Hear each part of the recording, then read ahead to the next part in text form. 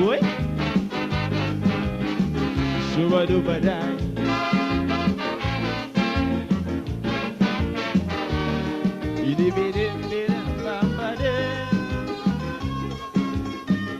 This blessed country, oh land of beauty, I pray for thee.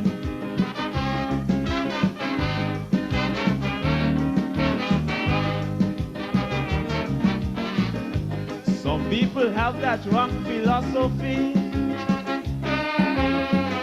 that politicians can save a country. They never try and do it spiritually. And now the system exploding on we. The country in a recession, a big change from the old time religion. Mankind rewriting history in a modern but a bad version. We living in our final days. Take a look and change your ways. For our beautiful country, going back to slavery days, only a prayer for the land can stop drug violence and crime. A prayer for the land. Yes, these are the signs of the end of time. A prayer for the land. The price of living, man, is so high. A prayer for the land, that even the rich like the poor cry. You say you're concerned and care. We country living in fear, but all are we born right here. So let's say a prayer. The Almighty Father will hear. And I see. Share the love, share the love. Shuba-duba-dai.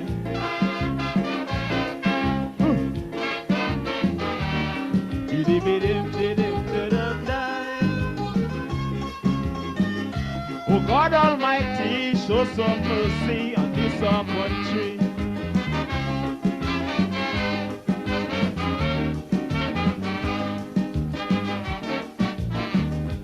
My world standard gone way down the drain.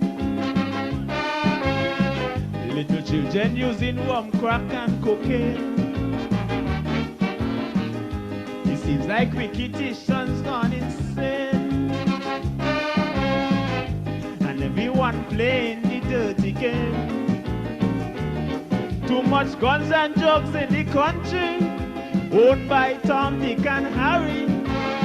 But if you're wrong, you must pay for it, for the law. No one above it. Put an end to victimization, oppression, and segregation. It's not a good thing for this country, so let's try and wipe it out totally with a prayer for the land. Of fire and brimstone go burn with it. A prayer for the land. Some say they're picking out who should get paid. A prayer for the land. And that's why the prisoners burn down the jail. A prayer for the land. One day it must prevail. Please don't let this country become an next Haiti. No peace, no unity. Bow down humbly. The Almighty will answer we. Oh yeah. Share the Lord, share the Lord. Shuba-duba-dai.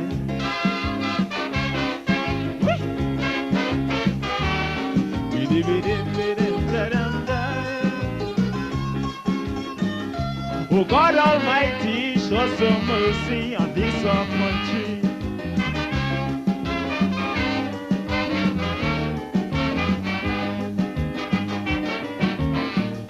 They now call we terror Paradise Island.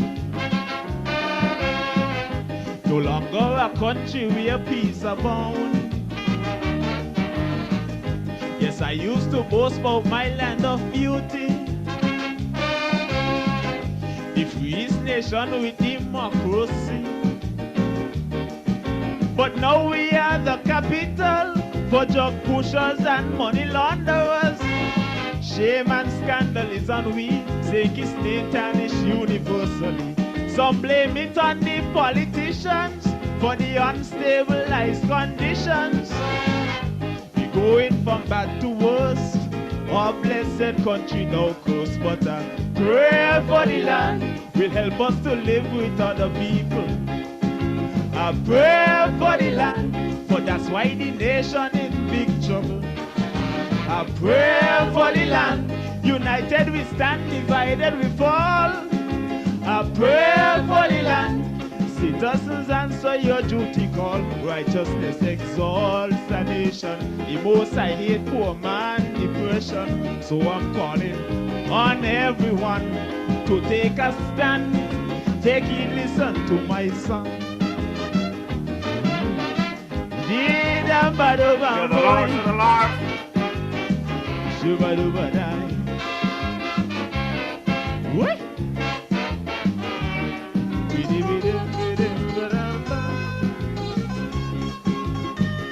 This blessed country, oh land of beauty, I pray for thee.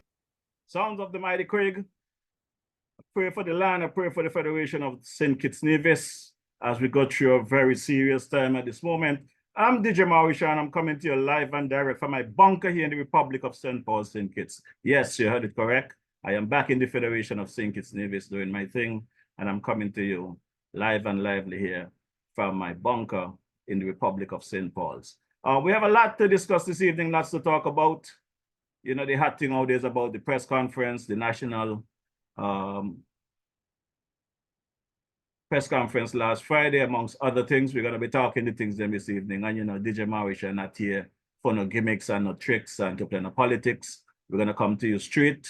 And if you don't like it, as my boy, Brother Harley would say, tough. But we're coming to you live and direct from here at the my bunker here in the Republic of St. Paul, St. Kitts. Let's take a quick listen that you will know why we're here on a Wednesday evening from 6 to 8 p.m.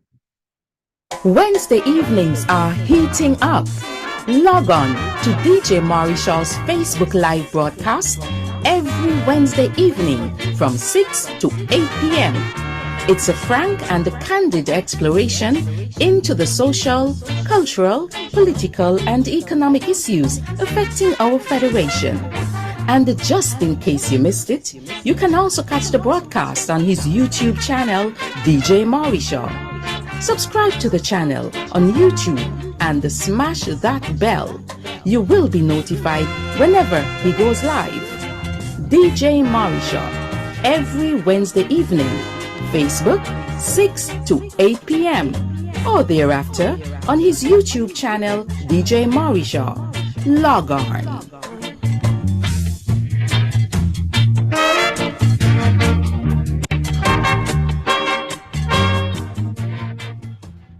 Yes.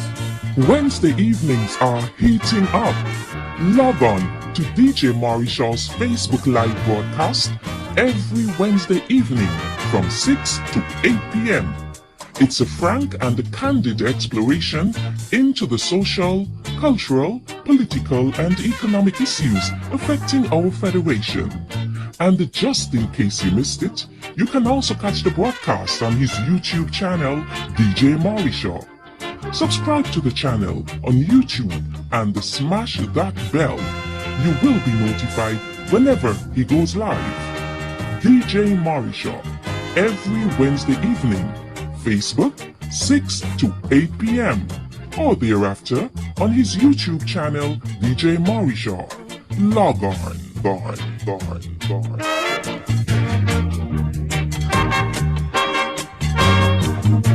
Yes, nice.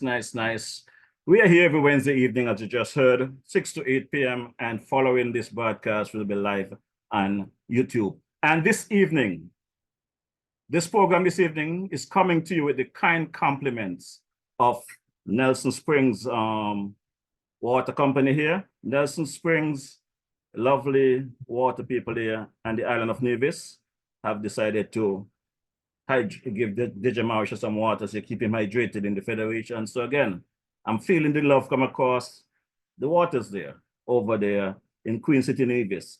And Nelson Springs has two locations. Their main location is at Cotton Ground in St. Thomas's Parish there in Nevis. And right here in St. Kitts, there's an outlet in Lower Market Street. So on Nevis, There is a location at Cotton Ground, St. Thomas's Parish, and the opening hours is from Monday to Friday, 8 a.m. to 4:30 p.m. That's on Nevis. They're open from 8 a.m. to 4:30 p.m. And on St. Kitts, in Lower Market Street, right across from the ferry terminal there in downtown Bastille, there is a location there. They open from 9 a.m. to 5 p.m. So check out my guys there at Nelson Springs and let them know that DJ Marisha sent you to check them out to get some of their lovely waters. Well, before we get into the other drops, let me take a quick trip across to Nevis again and check out my boy Carbo's there. Carbo's have something to talk to you about. Take a listen to my brother Carbo. Carbo's, located at Fountain Village in Nevis, is the go-to spot for your Saturday treats. Tantalize your taste buds with his delectable Carbo's Delicacy Goat Water. Or, if you prefer some soul food, then Carbo's Fungi and Fish is definitely the way to go. Call ahead and reserve at 869-663-9694. Then make your way over to Carbo's and enjoy the vibrant atmosphere while you savor your delicacy. Carbo's, we are not changing, we are only improving. Food all over, food all over. You got the food all over.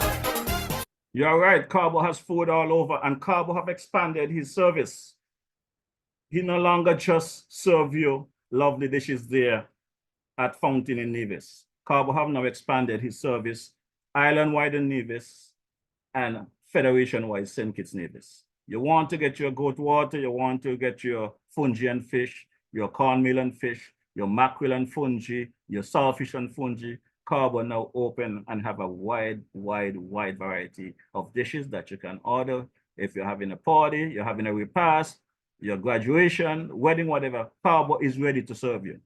So just give Carbo a call and tell Carbo DJ Marisha sent you.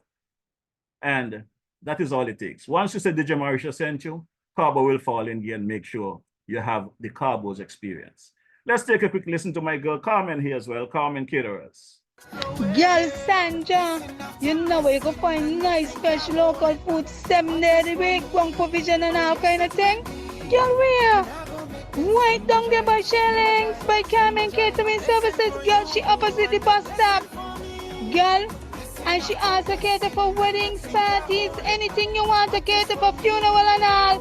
Girl, and trust me, you're gonna enjoy the food. And she also selling bites and sundaes. Opposite the car shop, right down the main road. Girl, you could call 665-1494 or 663-6005 to order your food or go and pick up your food. Girl, the food will be finger licking and you get your money worth. You ain't want nothing better than that.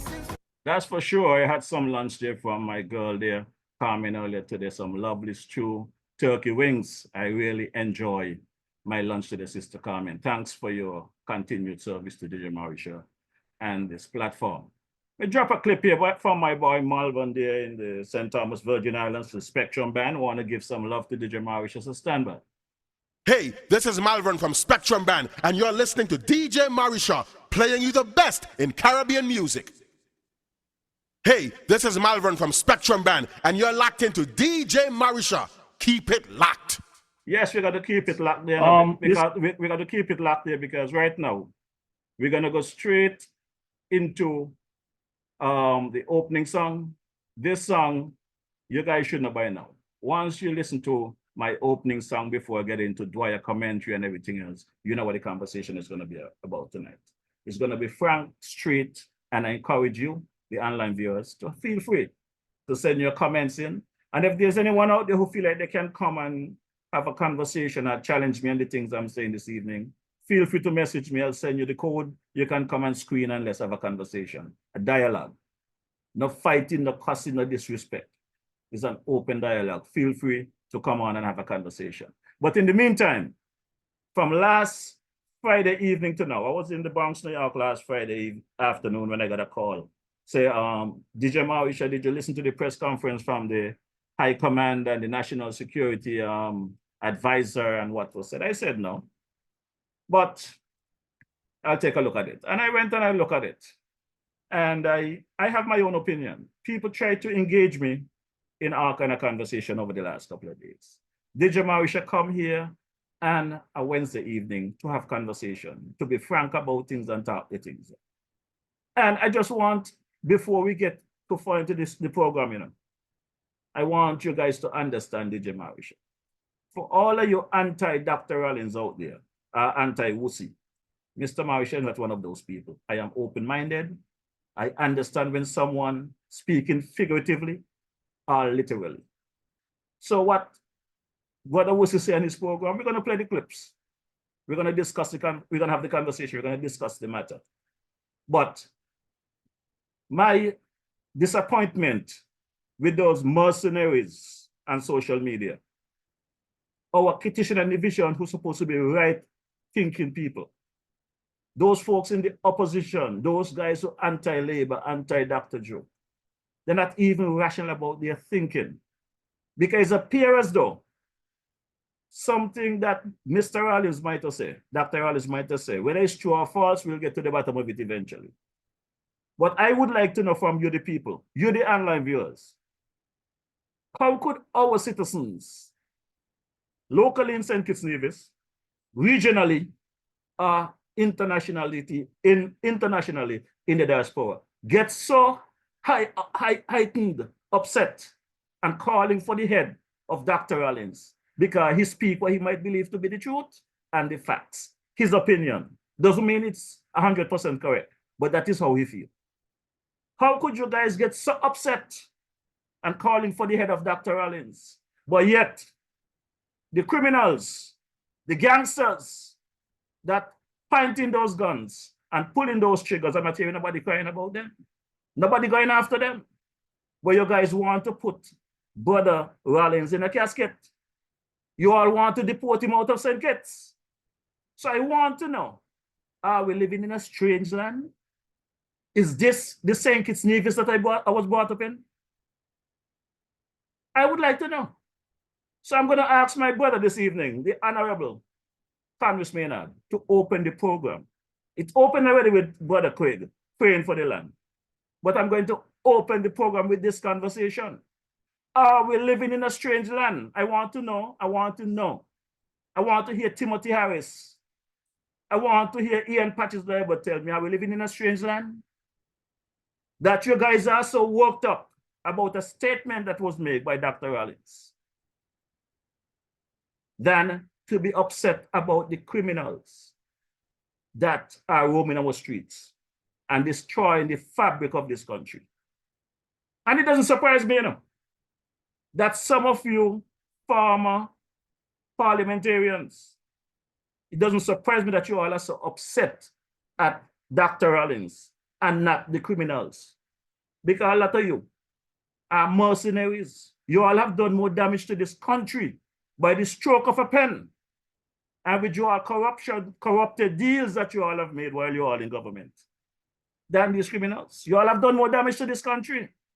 And you all are busy trying to get back there to do more damage to this country. We're going to get into the matters in a bit. But so take a listen to Brother King Congress.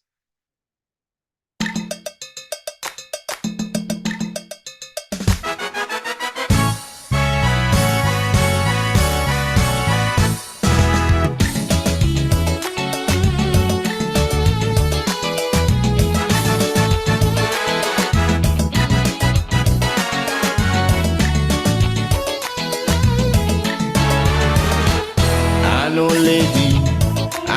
lady came to me one day while taking a stroll. She said, Connorus, we need to speak. I feel I can touch your soul.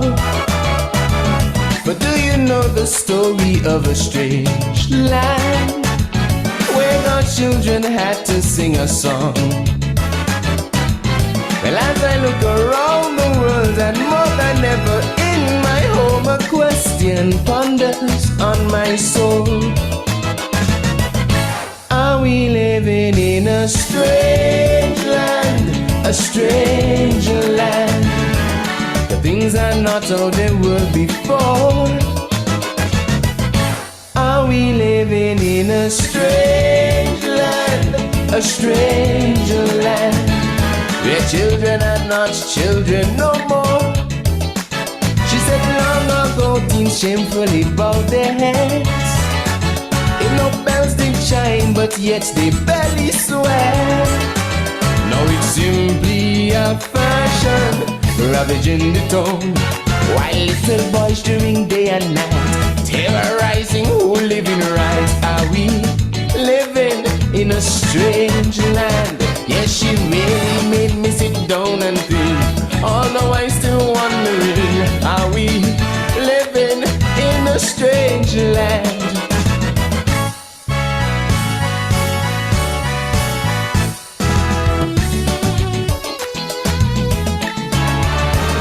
No need to mention all the crimes that going on.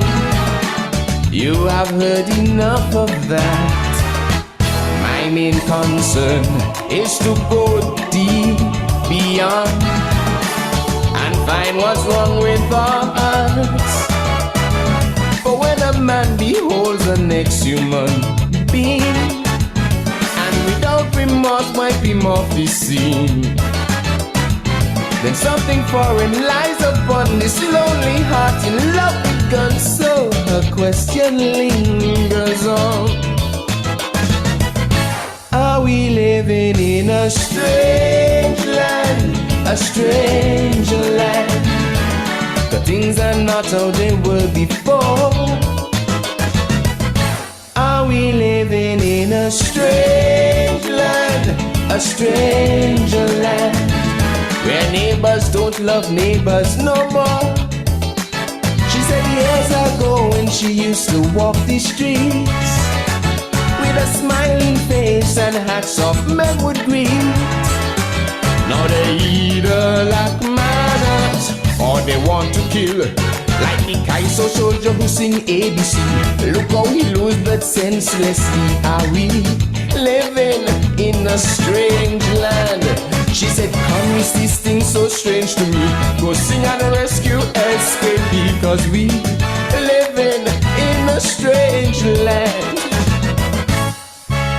Just alive, but alive.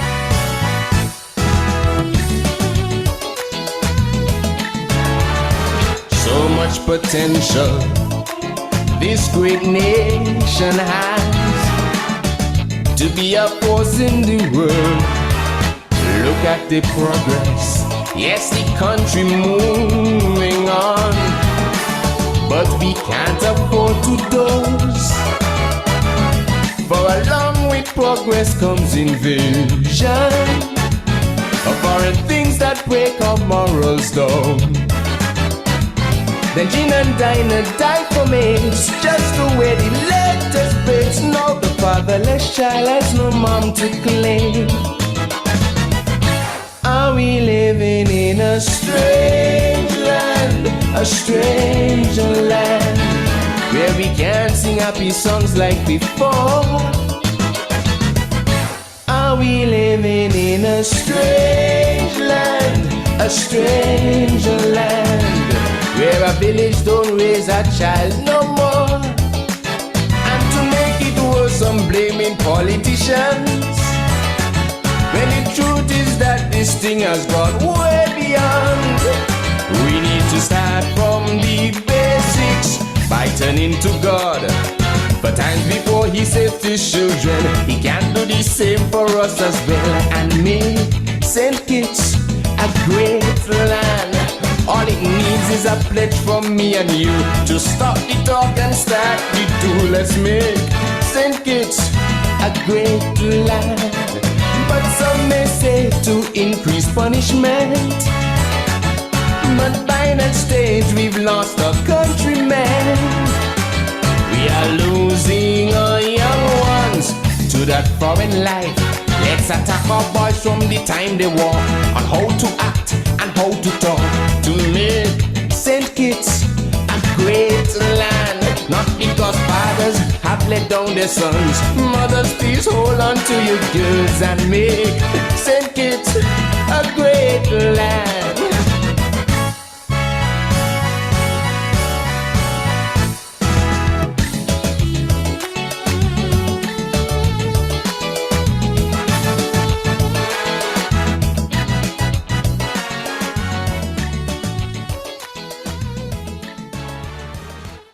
Yes, my good people, together, let's make St. Kitts Nevis a great land.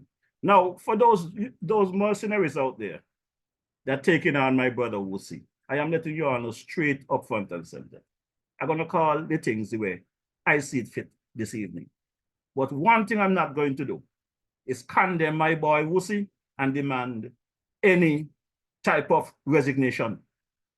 Wusi have came back to this federation as a citizen, a son of the soil, to give his contribution. And I want to believe that he will and can do a good job. I heard Dwyer speak some time ago about having round square pegs in round holes, you know. And I put it to the Prime Minister and the rest of his colleagues. You know, we have a serious issue since the government have changed. And what the serious issue is, it's very easy. There is not any adequate PROs to send the message, to take the message of the good things this government is doing out there to the people. We need proper public relation officers in the various areas, the various departments, even in the police force, even in the law enforcement agencies. That press conference last week, Friday, will tell anyone that we are lacking in that area. And I'm pretty sure the Prime Minister is aware of that. So he needs to step up to the plate and fix that. You know, I'm going to get into the chatter in a bit, you know. But before I get into the chatter, before I respond to all you mercenaries out there on social media who is calling for the head of Dr. Rollins, I am saying to you all, hold strain, back up. And I'm saying to Prime Minister Joe, do not let anybody force you to undo the good that you have done in the last 20 months, 18 months, 17 months, whatever months that has passed already. Do not let pressure, do not let political pressure force you to make any harsh decision. Brother Wusi may have said some things that people does not like. But first we have to find out, is his statement warranted?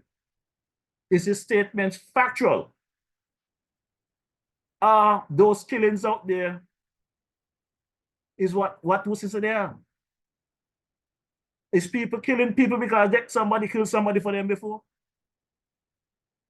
Is that the case? If that is the case, call it what it is. Some years ago, you know, there was some commercials in the 80s, some very funny commercials. There was one where an old lady got to, I think, was Burger King. And the big thing was, where's the beef? That was a big thing. It was an advertisement. But they make millions. There was another commercial where someone was saying all they want is the truth. And the response was, you can't handle the truth. That is an issue here in our Federation of St. Kitts Nevis. Our people don't want to hear when they are wrong. When questions are asked, what is the reason for the crime? What is the reason why we're having all of these shooting in the country? Well, we know guns are not manufactured in St. Kitts. We know ammunition are not manufactured in St. Kitts Nevis. So what is causing the killing? Brother Wusi gave his opinion. And I'm going to get into those conversations in a bit.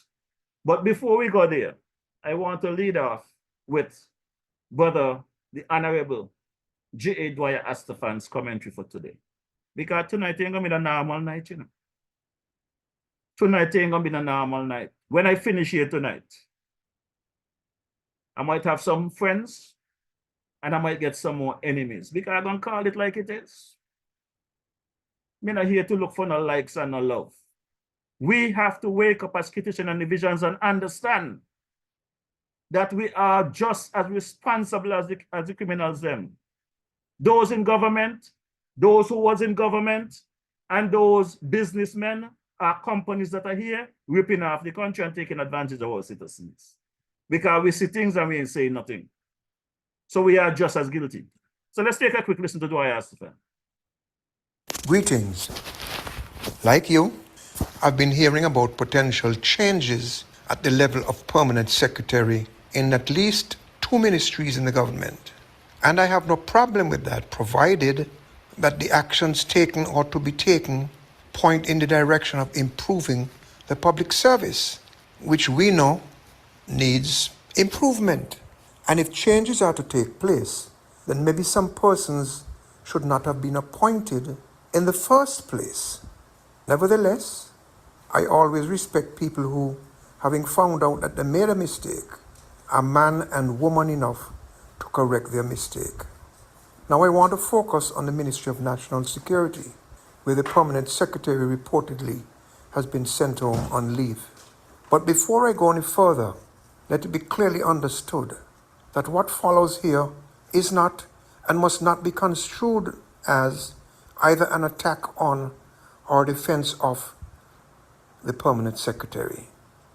That is neither my mandate nor my desire. This is the ministry which, among other things, receives applications for visas, visa extensions, work permits, work permit renewals, and citizenships other than citizenship by investment. It is a ministry which bears close watching, and I can vouch for that, having served as minister from October 2004 until July 2008, when I resigned. When I was minister, I observed some troubling situations, and I took the decision to personally take corrective action. I didn't know who else I could trust, frankly. The corrective action was that all applications had to reach my desk for scrutiny. My effort improved the efficiency in processing these matters, increased government revenue, and went a long way in cleaning up what needed to be cleaned up. I simply made sure that a system focused on transparency and efficiency was put in place. Yet for my effort, I was told of complaints that I was preventing people from doing their work. The Prime Minister himself told me of these complaints. The information only confirmed to me that I had done the right thing. And I responded to the Prime Minister by saying that as long as I was minister, I would run the ministry in accordance with the law and with my mandate to ensure propriety and efficiency. It was for him to decide whether I continue as minister or not. In the meantime, I was going to do my job properly and protect the public interest. During those days, there were some Chinese air conditioning technicians on the island doing a lot of work, some of it for government. None of them had work permits. I found that disrespectful, offensive, and disgraceful. So I called their boss, who first denied that they were working for him. Then he admitted. Then he apologized for not having applied and promised to do so within 3 weeks. I said, okay. But in the meantime, it was against the law for people to be working before they got a work permit. 3 weeks passed and he did nothing. And his men were still working illegally. What did I do? I cautioned him and gave him another chance. But he never got back to me. So I instructed the staff to prepare a deportation order for the illegal workers. And I signed the order. Next thing I was told, the PM was off island and asked that I hold off on the deportations until his return. Of course, I complied. After his return, we met to discuss the matter. I quickly formed the impression that he did not want the illegal Chinese workers to be deported. Whatever relationship existed, it seemed to be more important than stopping people from abusing our laws and our country and depriving locals of work that locals could and should be doing. I won't go into details, but suffice it to say that in addition to the complaint that I was preventing people from doing their work, All of this left a very bad taste in my mouth. I was disgusted. It became clear to me that while I was trying to run the ministry in accordance with the laws which governed it, persons would bypass, circumvent, and overpass me to levels of a higher pay grade than me. And all the while they were compromising and mongrelizing the ministry and the government. And we were failing in our sacred mandate to protect the people of this country in all ways. I'm not so naive as to believe that this had not been happening while our predecessors had been in office. And I know of cases, and I know that it continued after we left office, under Team Unity, and after Team Unity. Should not be surprised to know that an application might be denied, but a big shot would then make a call, not to me when I was there, because they knew I wouldn't entertain that, and the denial would instantly turn into an approval. No review of documents, no due diligence, no referral to a professional, nothing of the sort.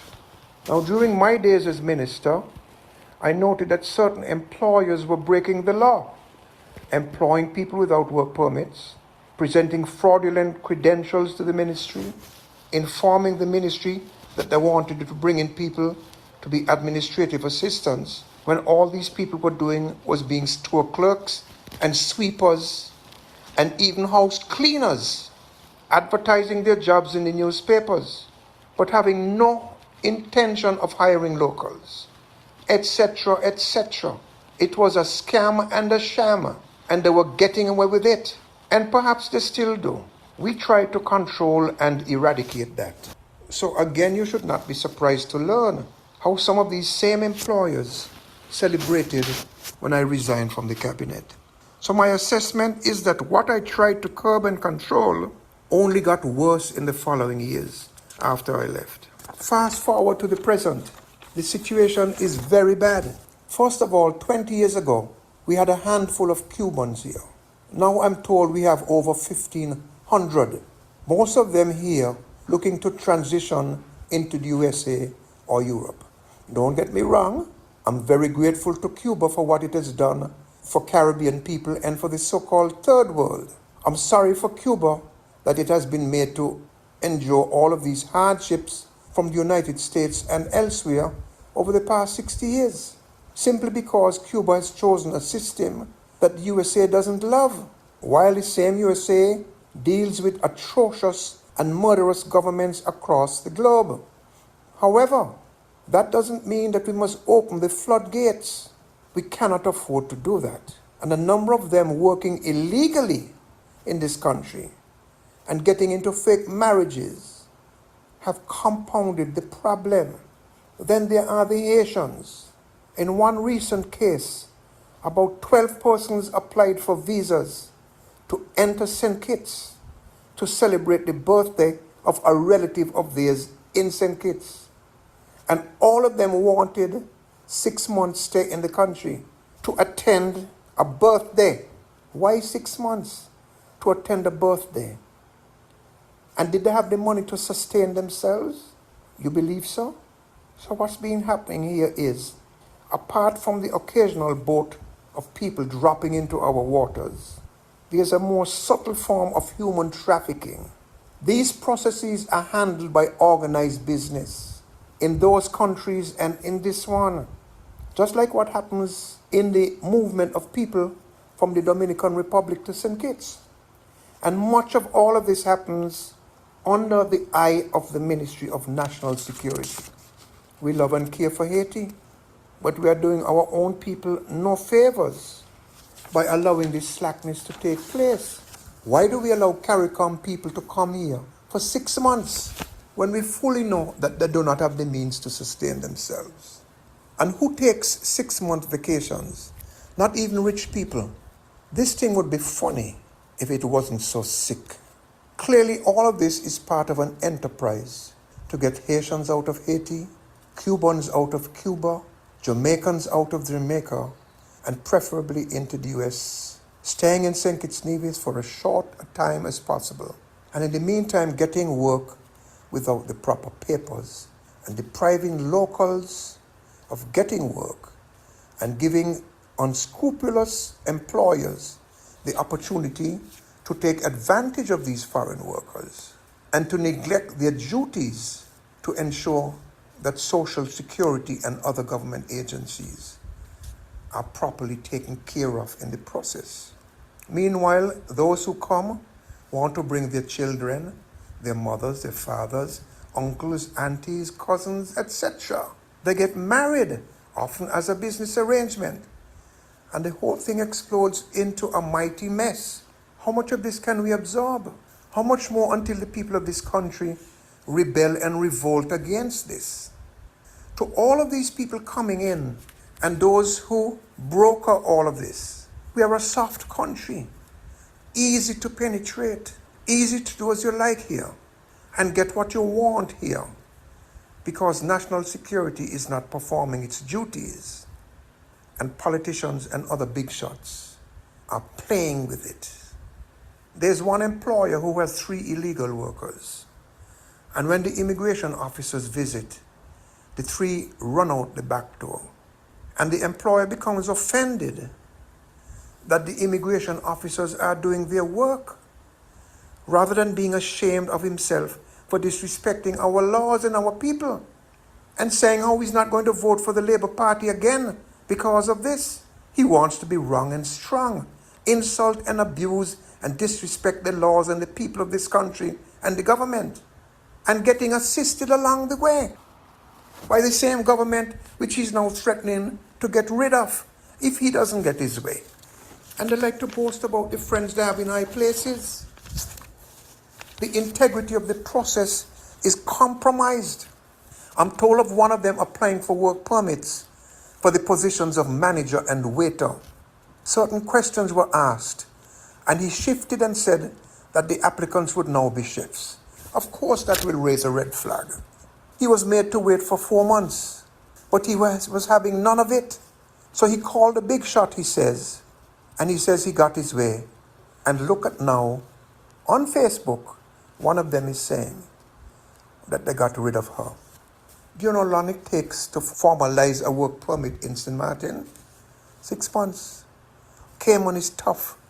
BVI is tough. Barbados is tough. St. Kitts is easy.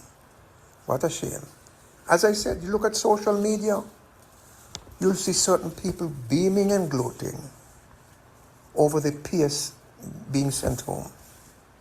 Now I'm hearing there is a circular for businesses on Port Zante to sign, to petition the government to ensure that the arrangements for work permits are better for the businesses on Port Zante. Businesses which are already overweighted in terms of foreign workers. And there's talk among these people that if the government does not satisfy their needs, they will vote out the government in the next election. Imagine the gall and the audacity of people who are getting away with things that they should not get away with, making these threats and boasts. I'm saying that if the government meets with them, now is a good time to clamp down and to make sure that at least 150 to 200 jobs that are held by foreigners on Port Zante and elsewhere are put in the hands of locals. Now, some of you may know that the ministry has offered an amnesty to these foreign persons to give them a chance to get regularized. But while this is happening, immigrations are, and correctly so, still visiting workplaces. Some employers want that to stop. They want to tell the immigration how to do its work. They want to do their wrong and get away with it, and then threaten about voting. I really hope that this thing is brought to order now. And when the discussion takes place with the government, if it does, let them discuss the breaches in the labor laws, the illegal acts that are taking place in the workplace, the selling of fake items, now threatening the integrity and credibility of Port Zante as a major shopping area for visiting tourists. Let them discuss the failure of employers to honor their social security commitments. Let them discuss the less than humane treatment that people in the workplace are receiving from employers. Discuss the whole thing and let us see what comes out in the wash. I can talk about Port Zante and other places.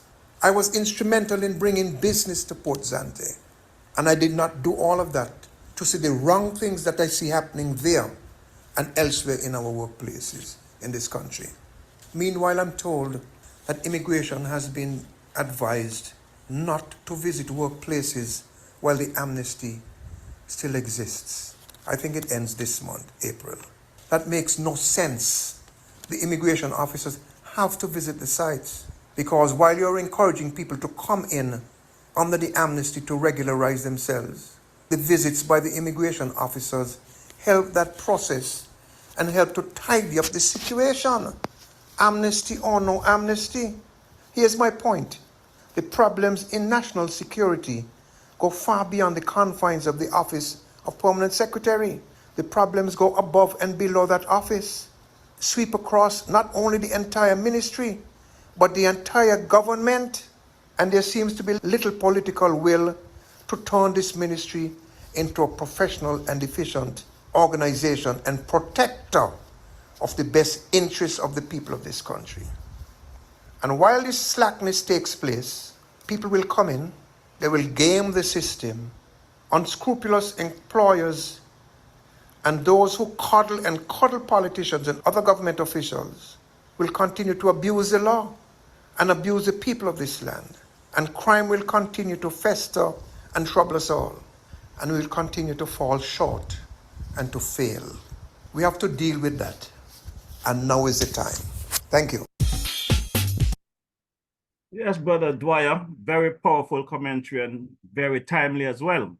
You know, just in the last Sugar Mass activity there in December of 2023, you know, I reached out to the King Mighty Pat and I explained to him my observations that I was seeing based on what the former administration was doing. Remember the hush puppy matter? You remember all of those certificates of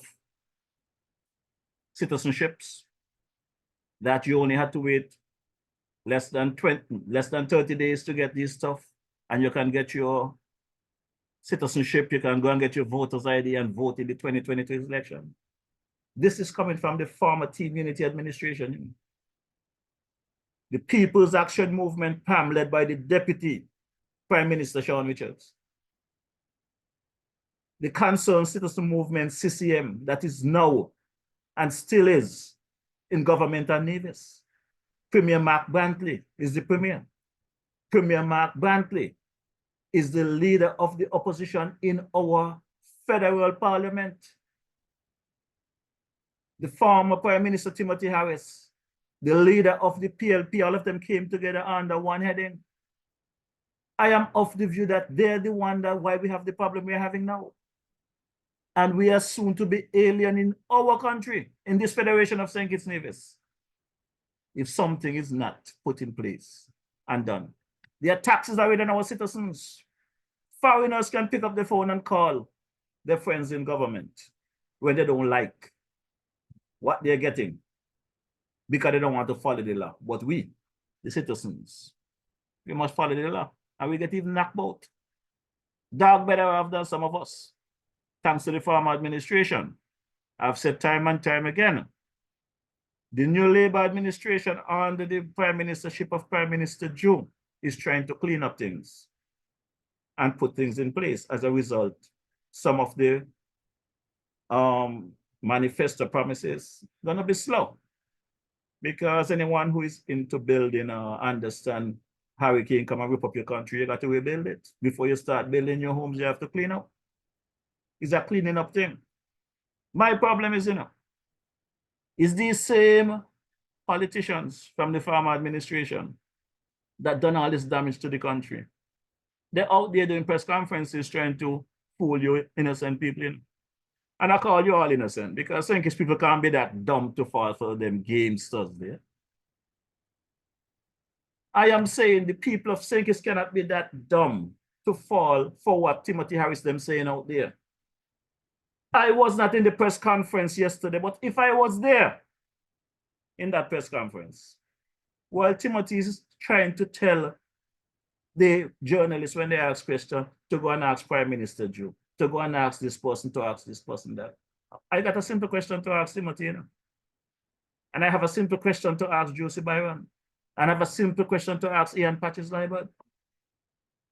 Now that I have done my investigation, and it appears as though that the former Labour administration led by the Honorable Dr. Denzel Douglas, when they lost the government in 2015, there was a contract in place with BEAD to drill in Keon. I understand it was some $19 million contract that was negotiated in 2014 to drill for water in Keon. From 2014, the Labour administration lost in 2015. You had 3 ministers of public works under the Team Unity administration, you know. 3, Ian Patches-Libert, Sean K. Richards, and finally, Brother Hamilton, Eugene Hamilton. 3 of them. And no water was produced in Keon. A plan and a contract they had there from 2014. And while they're out there spreading all of these rumors on social media and trying to take you guys' eyes off the prize, you're all falling for these bullshits. Instead of sticking to the facts. Remember why we removed them, corruption after corruption. Do not let them fool you and say, I want to come back, we could do better. They created the problem. You cannot have someone who is an arsonist burn on your house. And when they light the house fire, they come with a small bucket of water to throw in the house. And when the house burned to the ground, they want to come down to rebuild the same house that they just burned down. My people of St. Kitts Nevis, wake up. Wake up and pay attention to what's going on.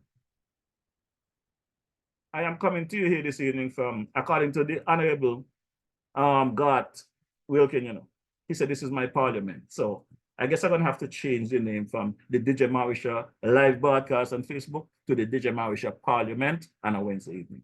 Because I'm going to be acting like them when they're in parliament. They like to lie and talk all kind of things because they figure they can't be sued. Well, let them go to Facebook, you know. Let them sue Facebook. Because what I'm bringing here to you, the record is there to show that there was a contract in place in 2014 from the Labour administration that was not implemented when the former Team Unity administration took office. Why? Somebody in that new administration decided, I understand. They had a company that they want to give the job to. So in order for them to give the job to this new company, they had to get out of the contract with BEAD.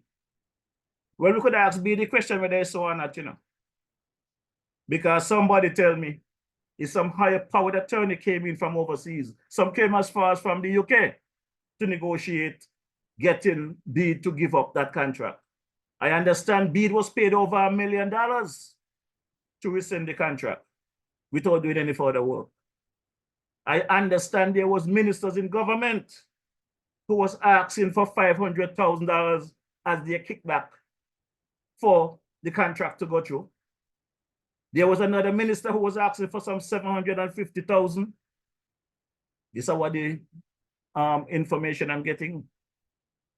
And when the contractor said, when I don't pay one of you $500,000 and I don't pay the other $750,000, I can't make the money off the job I'm losing. So therefore you all take your work. So as a result of them fighting for their own personal gain, no water came for Keon. I understand. Since the new Labour administration took over with Dr. Terence Joe, they had to go and renegotiate with BEAD. They're still trying to find out what the negotiation, but what I can say, I am happy that water was found in Keon, and I'm looking forward to the people of Keon and the surrounding areas get relief. But I'm saying to you, my people of St. Kitts Nevis at home and abroad, ignore the fake news, ignore the noise. that you guys hearing on these platforms, these fake press conferences. You all hear what Mark Brantley say, you know. I remember the AJ Wilkin tell me, if it's facts, call name. Let it take you up under the clock.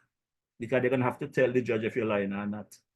I got my receipts where Mark Brantley said he sat in cabinet, parliament, wherever there was, I think his cabinet, he said, and the representative of number 8, Keon, Eugene Hamilton, was there and didn't represent his constituency about no water. So why should he come from Nevis, come represent the people of St. Kitts?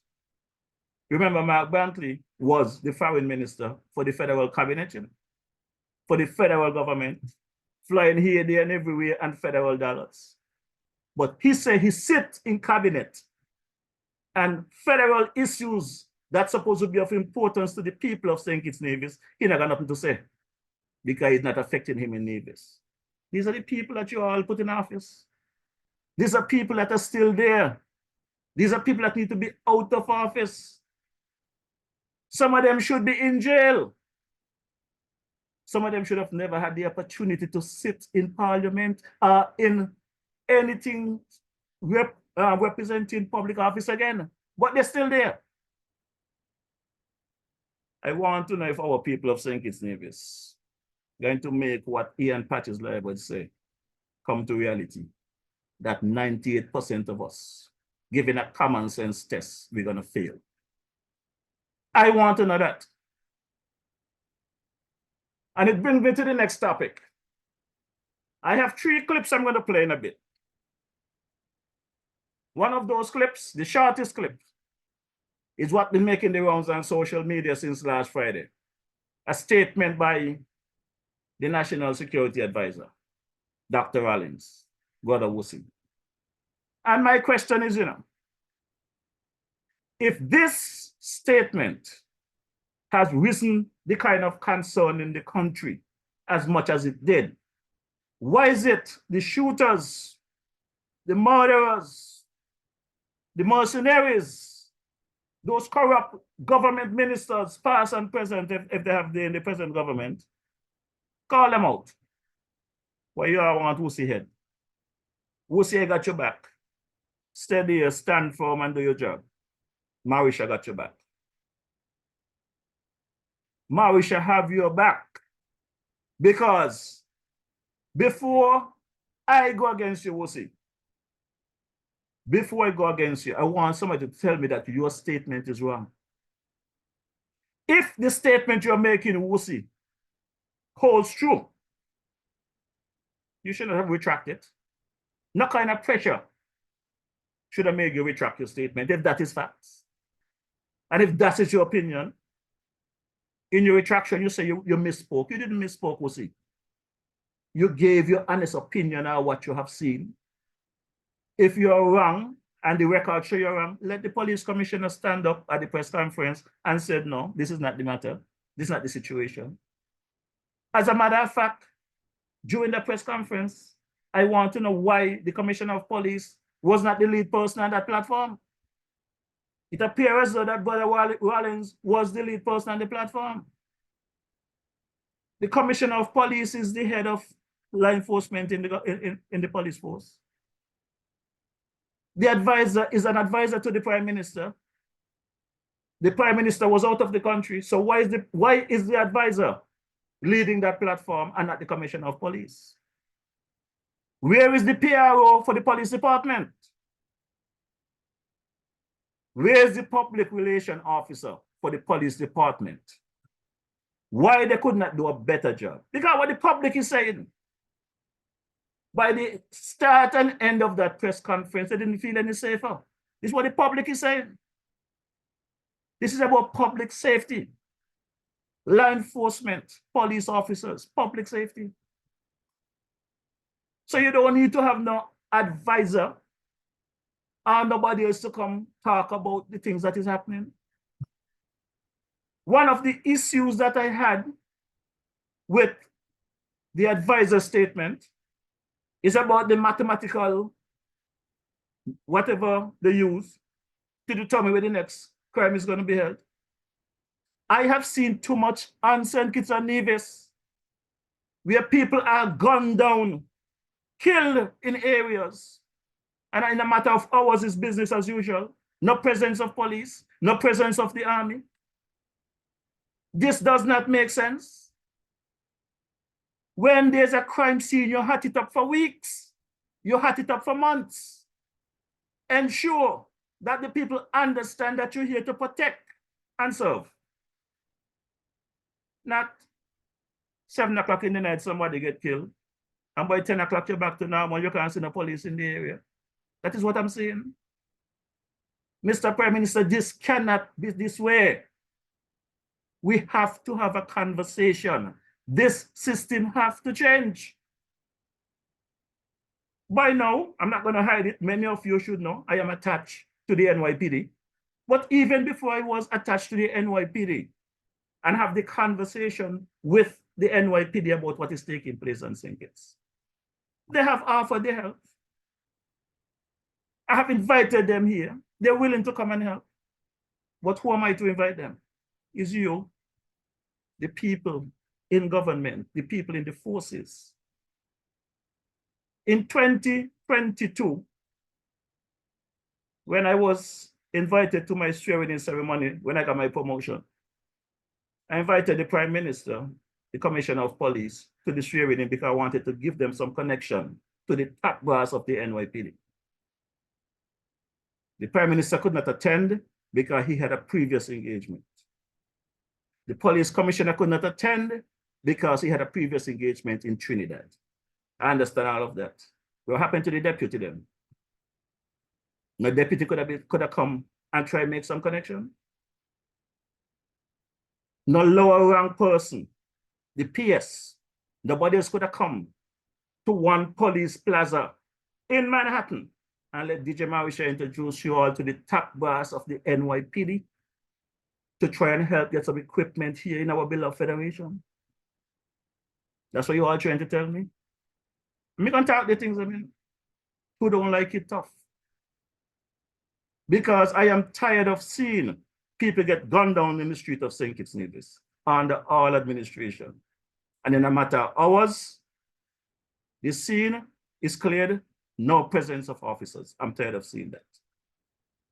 For those of you who live in North America, for those of you who live in the Bronx, you realize when there's a crime scene, you don't even have to know there was a crime committed. When you go on a street corner, you see there is a cart on the side of the road with a raised housing where they have CCTV cameras monitoring the whole area. For weeks, you would see our police cars parked there protecting the equipment from anybody damaging it. Once there's a crime scene, once there has been a crime, these cameras should be ready to put in place temporarily to scout the area, monitor the situation. Do we have these equipment here in St. Kitts where we can go and put up a temporary station with CCTV cameras to monitor areas? Because according to the advisor, you know, when a crime is committed, they could mathematically know where the next crime is going to be committed.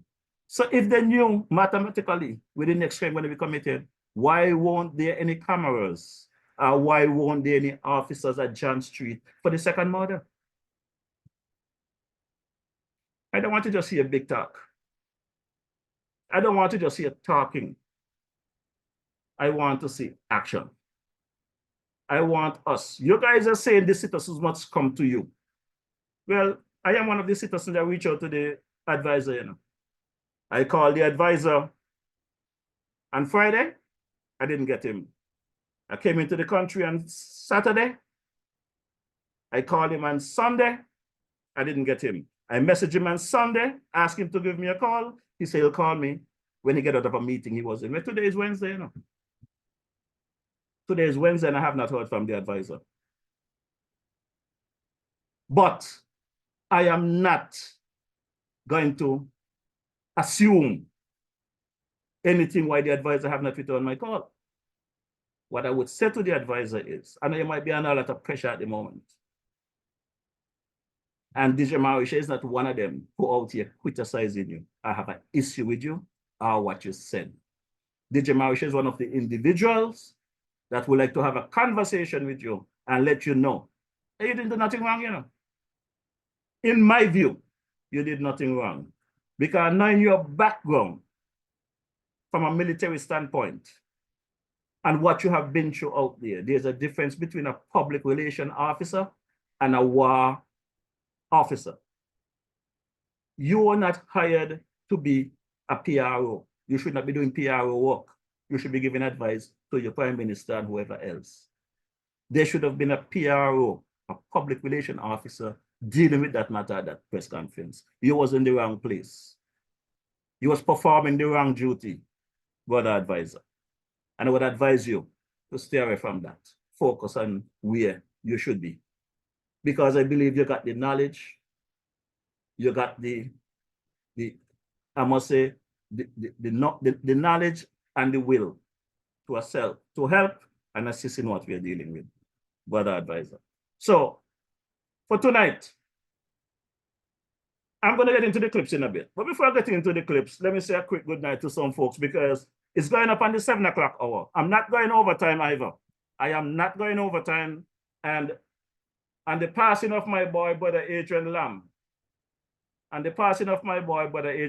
want to drop some tribute for him this evening with some music from the former Tucan band. So I want to say good evening to KG Jenner, Bridgewater. How are you doing? Good evening. Colin Richardson, Rhonda Brown, Jeffrey Pemberton, Margaret Skeet. Good evening. Ermin Farrell, Ruthlin Hill.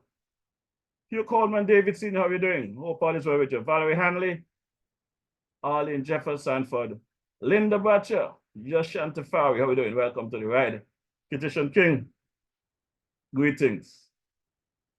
Centric Daniel, good evening. Sister Dorothy Allen, my mascot, good evening. Welcome to the ride. Hope all is well. Brother Ike Ennis, good evening. Welcome to the ride. Thanks for your acknowledgement of me responding to the messages. When you have a program like this, you have to engage your online viewership and don't keep them hanging. So I have to respond to those that requires the response and leave the rest to hang. Good evening, Sister Belvy Marisha. How are you doing? Hope all is well with you.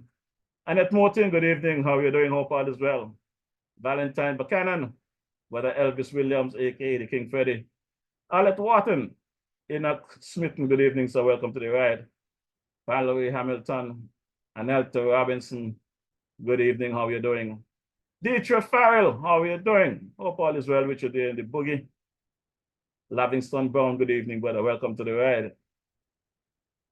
France Bishop, good evening. Welcome, brother. Jeff Pemberton, welcome back to the Federation, my brother.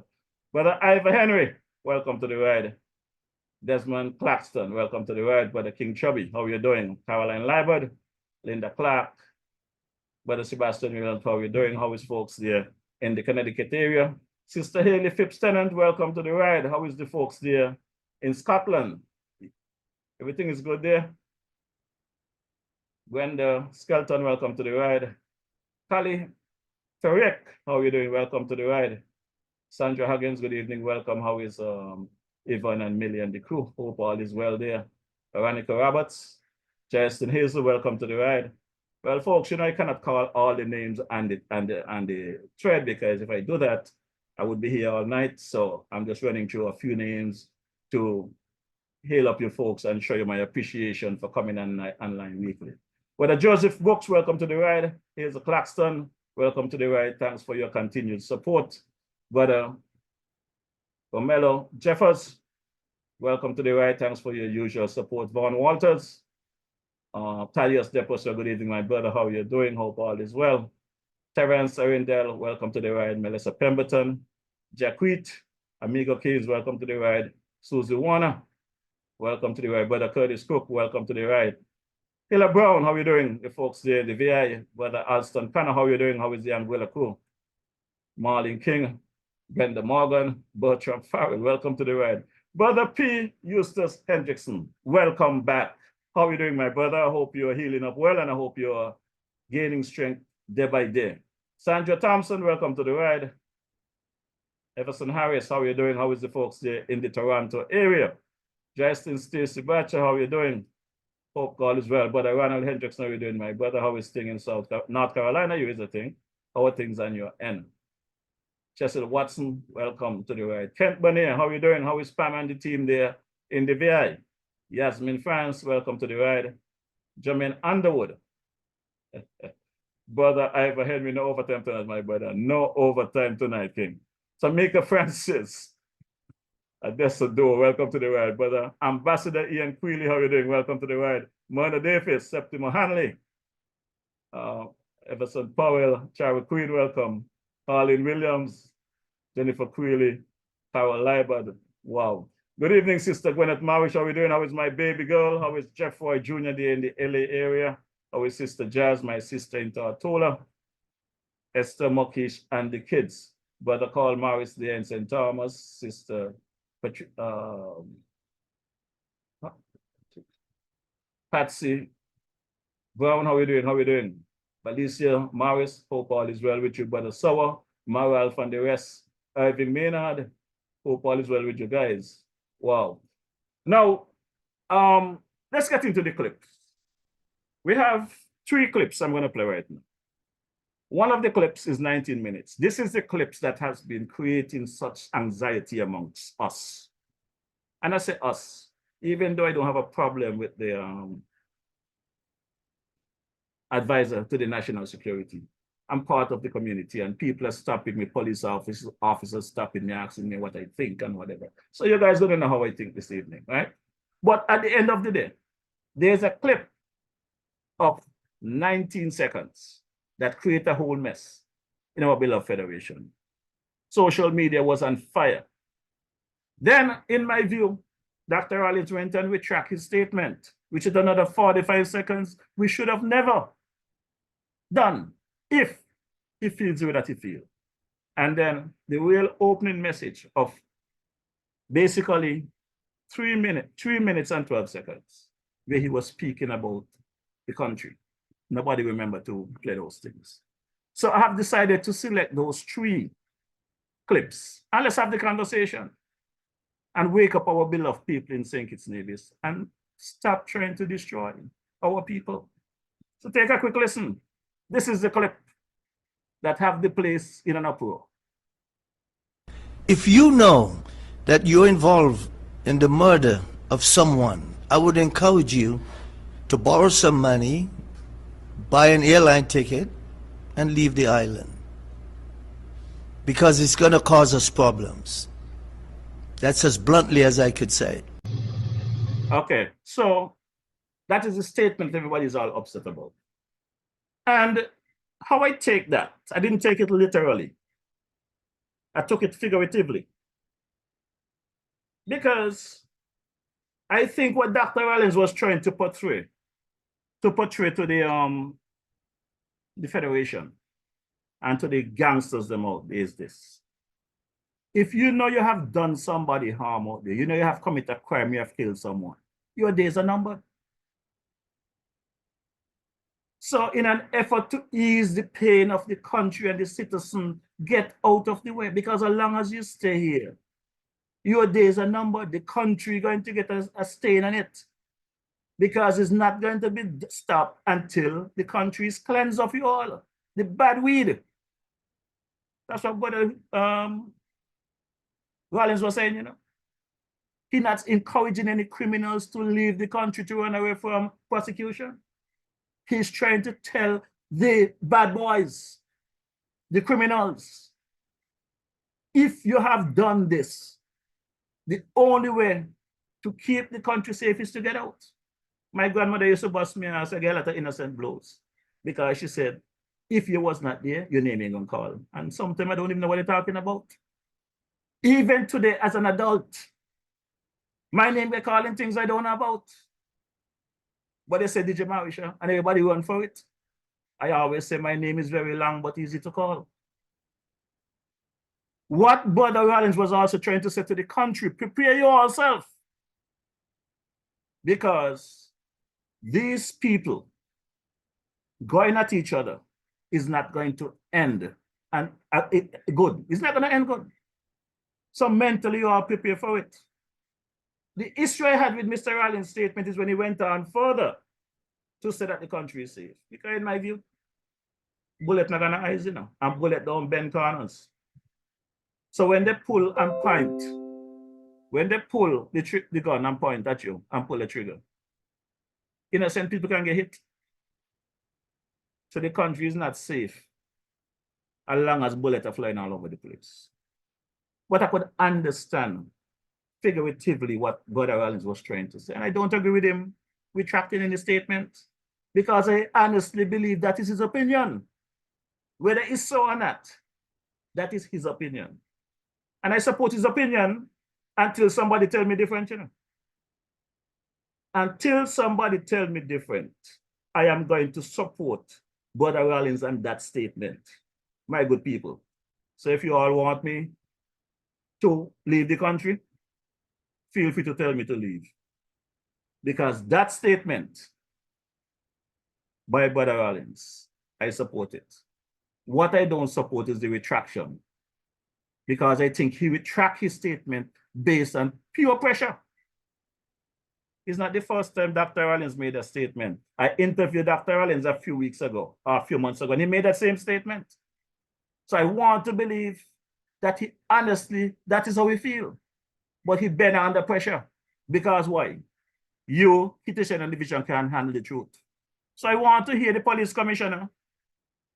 I want to hear them give me the data and tell me that these killings is not because they're reacting to somebody else getting killed.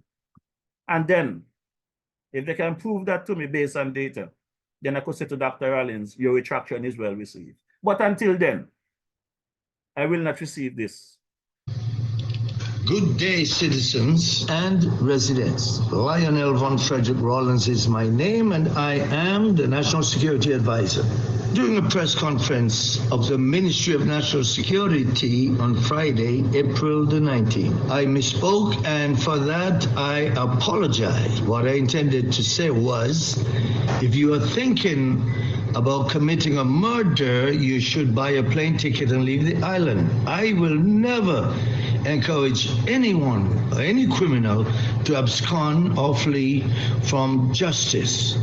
Again, I apologize for the misunderstanding. Brother Wussing, this is your partner, DJ Marisha. I don't believe your retraction. I don't believe that statement. I believe the original statement. That is how you feel. That is what you said. It wasn't the first time you said it.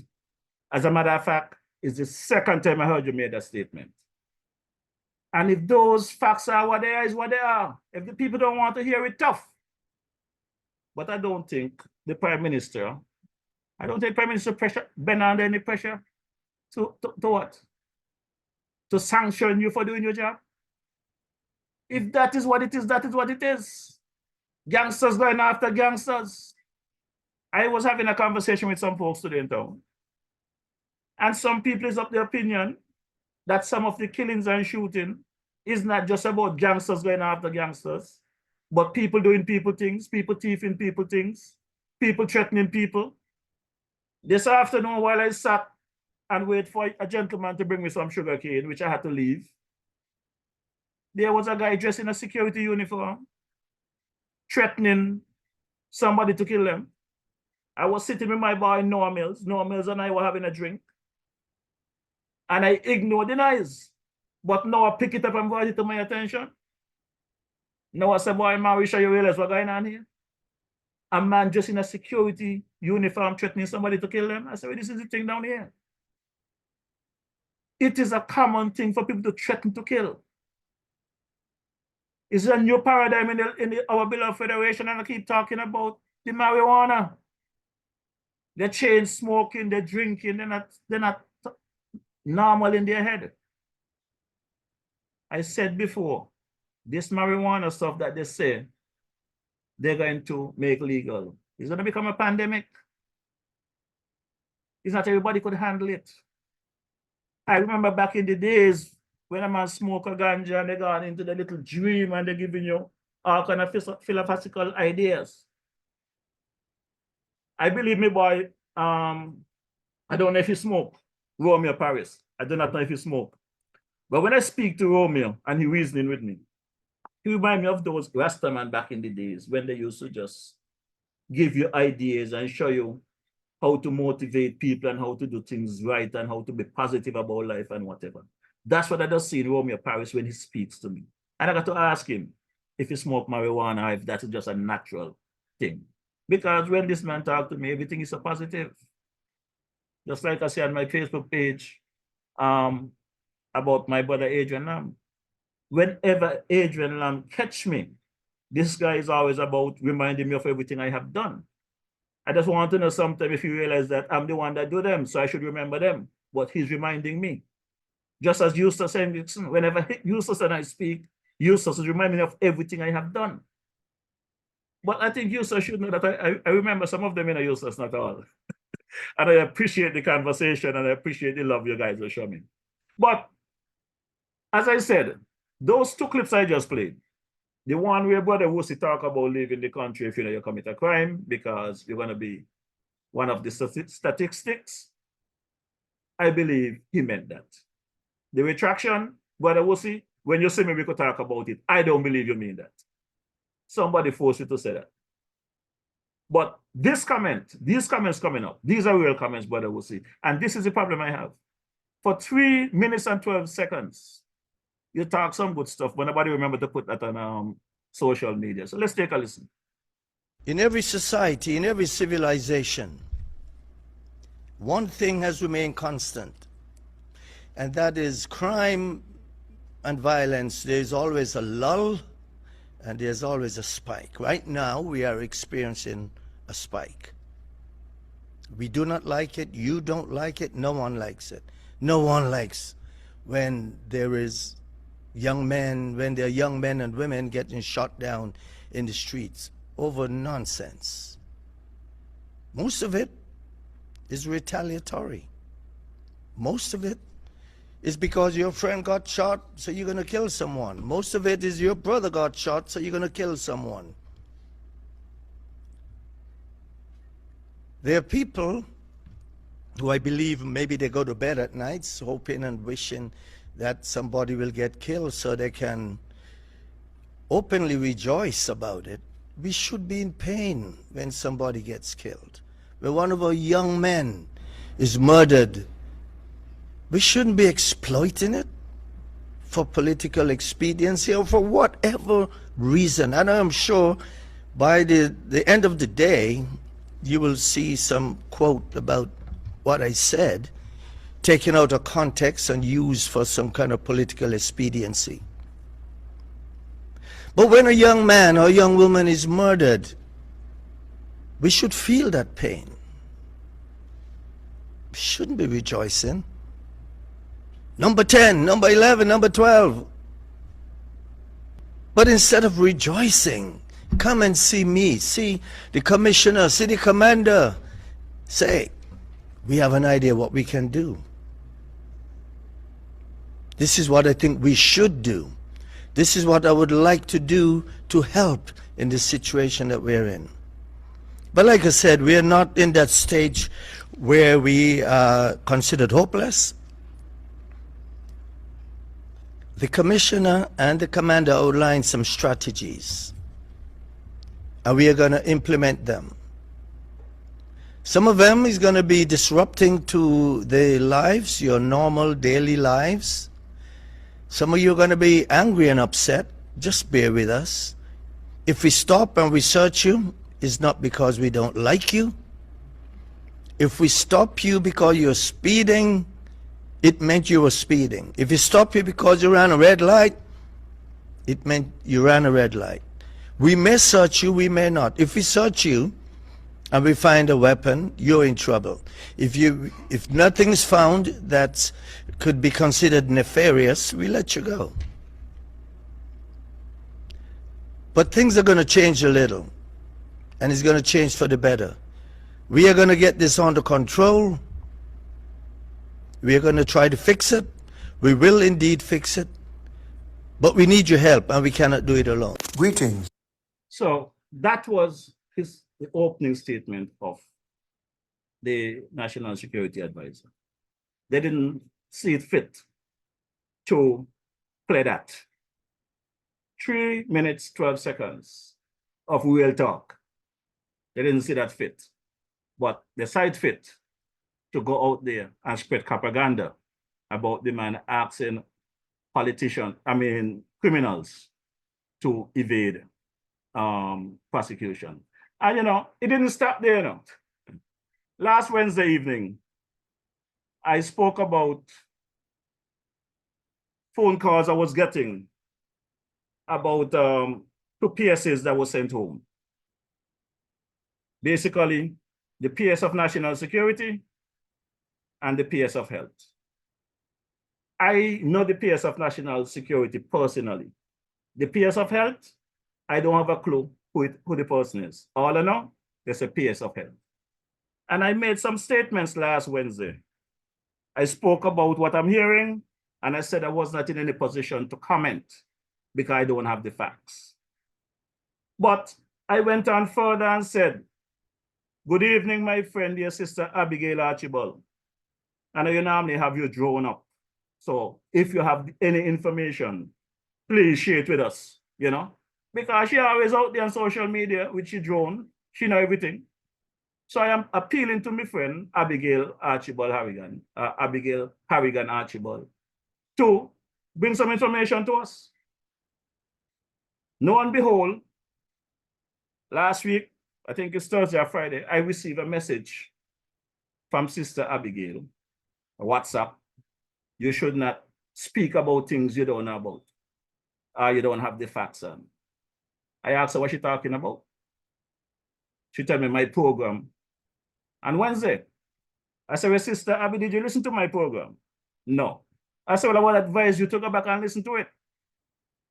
Well, she sent me a screenshot of some group chat where somebody must have said that DJ Marisha said that the PS of Health was not sent home.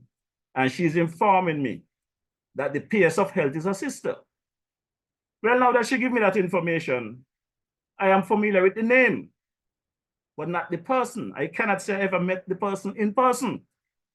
So, Sister Abigail, if you did not listen to the program as yet, for the interest of you and everyone else who did not listen to the program last week, here is a clip of that segment of my program. And I hope this will settle the score between you and I, because I have no beef with nobody out there.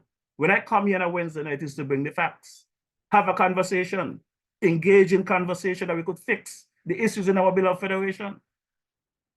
I do not support anybody losing their job if they're doing a good job, but I will support anyone who is not doing their job to be reshuffled. Doesn't matter what government you support, everybody must eat. We are all a people of this beloved federation and everybody must eat. I don't believe in this political victimization nonsense. I'm not into it. So take a listen, Abby. This evening, there's a couple of things that we have to talk about, like I said. And we're going to focus first. Let's get the hot things off the press, because I am getting all kind of calls today telling me, did you Marisha, did you hear the PS of Health was sent home and whatever. And I tried to say, I am in the Bronx, New York. I am not aware of these things. I have never met the PS of Health. I do not know who the PS of Health is, and whatever is taking place in the Federation, I look forward for someone to give me some update, because the general public has a right to know what is taking place in the civil service, I must say. And if there are people that there has to be a position, I don't see an issue with the government trying out things, and if people are not filling the role, as Dwyer would say, square pegs in round holes, whatever, then you make the shuffle and a shift them and doing whatever you have to do. I don't think the government should be getting beat up for making the necessary adjustment. What I realize about our people in St. Kitts Nevis, they complain about everything, any and everything. and I'm speaking in general, I'm not saying everybody, I am speaking in general, that I have seen several people, they come and they complain about everything. Does not matter what they complain. But the minute you try to resolve the matter or fix it because they complain about it, they tell you no. You should not do this, you should not do that, you should not move this person. But if you have somebody functioning in a particular capacity and the general public is complaining about an individual, I think it's responsibilities on whoever responsible for those areas to make the adjustment. It's either the general public is wrong or that individual is wrong. And if the individual is not wrong and the general public is not wrong, then whoever is leading that department or that area, then they need to be reshuffled just the same. We have heard the cry about reshuffling cabinet. Well, maybe that needs to be done too as well, you know. The jury is still out on that. But in terms of these reshuffles in the government offices in the Federation of St. Kitts and Nevis, I have said it publicly. I am of the view that there are people who are left over from the previous Team Unity administration in certain areas that may be sabotaging the operation of this new Labour administration. If I am wrong, prove me wrong. But through my investigation and my observation, I am seeing too much simple mistake, so much simple things that should not happen, that should not affect folks. So I understand, as I said, the PS of health was either sent on vacation or removed. I do not know for facts. And now my girl, sister Abigail Archibald Harrigan, she always have her drone out there. So Abby, if you got any information on that information, please share it with the general public here, if you can, so that we could get a better understanding what is going on. I also heard that the PS for National Security was sent on vacation and leave. I do not know. These are the messages I am getting today. That is constantly for the day. Whatever it is, the government has a responsibility to let the people know of the changes and move on. Changes will come. Nothing is permanent. None of us is here to stay. And if you have people in positions that are stifling the growth of the country and helping and doing the work that they are paid to do, then you reshuffle them, whatever you have to do. But I am not in a position at this time to make a statement or take any position on what I'm hearing, because I do not know whether, and you go on social media, you see these things, and then you're hearing fake news. Wednesday evenings are heating up.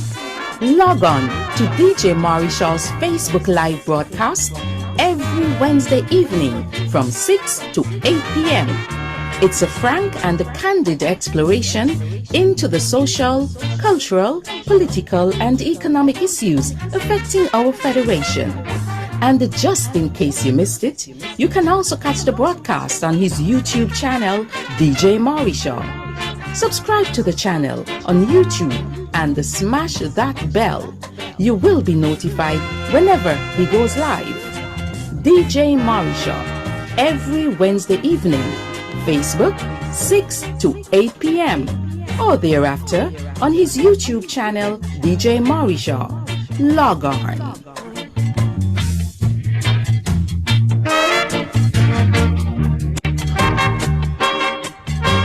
Yes, Sister Abigail Archibald. So that was what was said last Wednesday.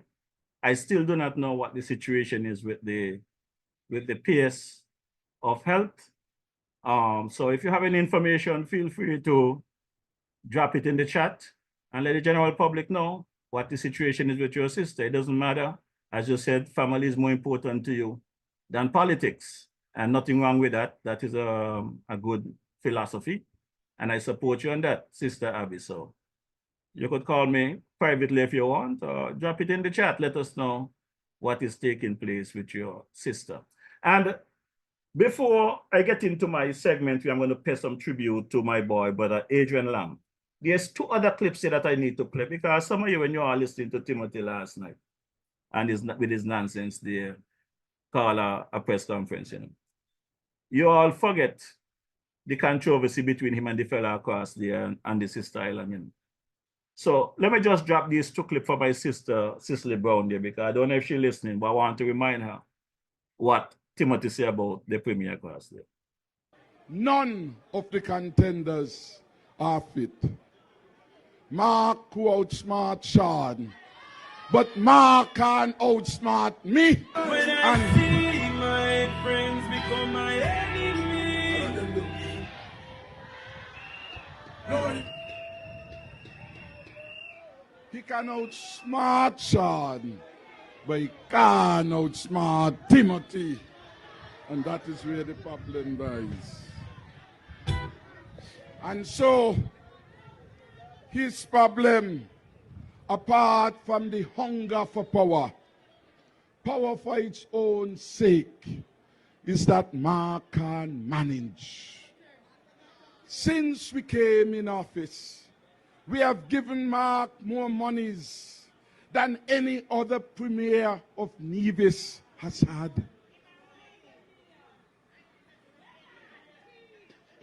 Before our time, no money for Nevis. We started with 30 million. We increased it when Mark come to 45.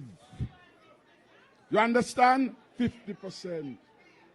He came, he voted for the budget in 2021, and he said the 45 was good. Then he come in January to harass me. He wants $66 million. I said, Lord, this gonna look good. I said, this is 47% increase. Where in the world those kind of increase happen? And so I said to Mark, Mark, you are spend bad. He said, I have an election coming. I said, you still are spend bad. What I want you to do for me, Mark, is to begin to take some of these additional millions I am spending here for you on your payroll. I didn't tell him he had to do it all at once, but I wanted him to accept the principle that what he was doing was not fair.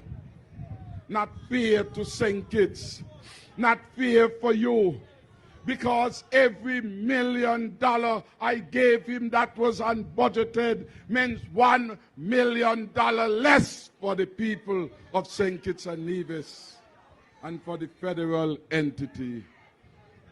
He not telling you it's over $400 million.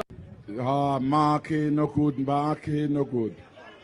And you know, every year, the more money given to Mark, the more in the red they gone. He's a bad manager, a failed manager, and that is why he hasn't been able to show the people of Nevis what he has done with the money. So Mark... Yep. So, you know, oh, my boy say the partner is a bad spender. So, my folks, that is the extent of that part of the program for this evening. But I want us to send some fire up, send some love for my boy Adrian. If you love him, according to Sister Eunice Brown, let him know. Let the family know. I want to big up Brother Berridge and the entire Lamb family. And I am happy that I had the opportunity recently to have conversation with Adrian, and he let me know how much he appreciates and love me and stuff like that. So coming here this evening to pay tribute via music, it kind of warms my heart and ease some of the pain that I was feeling when I got that message last night. So if you love Brother Adrian, and you love the family, and you remember the vibes of the Tukian band, send some fire up there for my boy Adrian. This one is called Let Me Know. Tukian band, and bass, Adrian Lamb.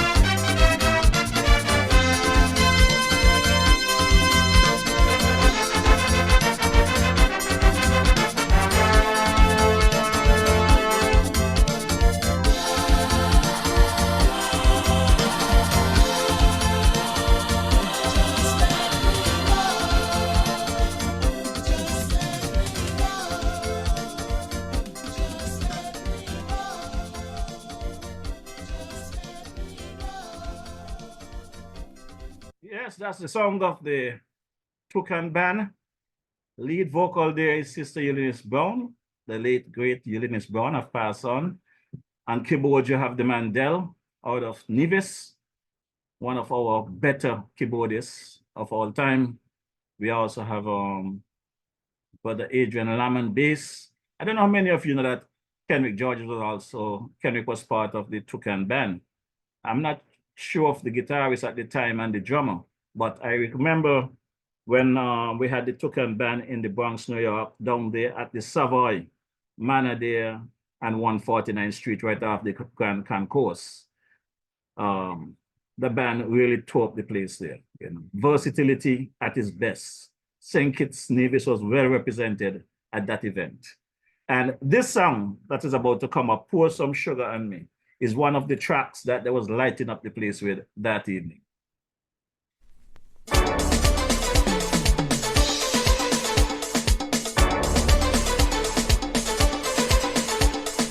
Love is like a bomb. Love is like a bomb bomb. Come on, baby, pour some sugar on me.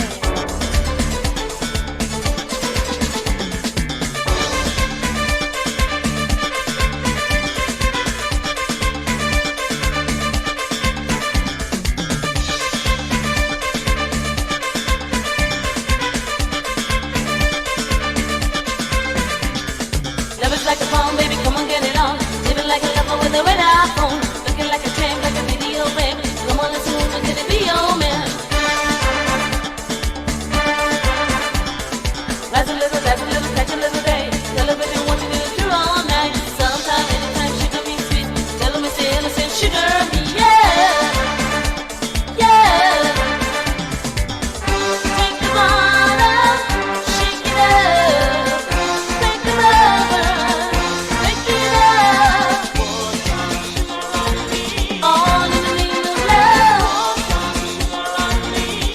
Come on, find me love. You can't get enough. I'm hot, sticky, sweet. Get down to my feet.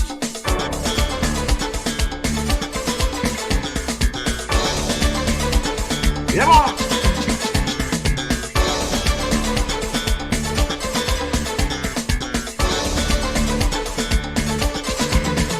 Listen, red light, living like green light, low.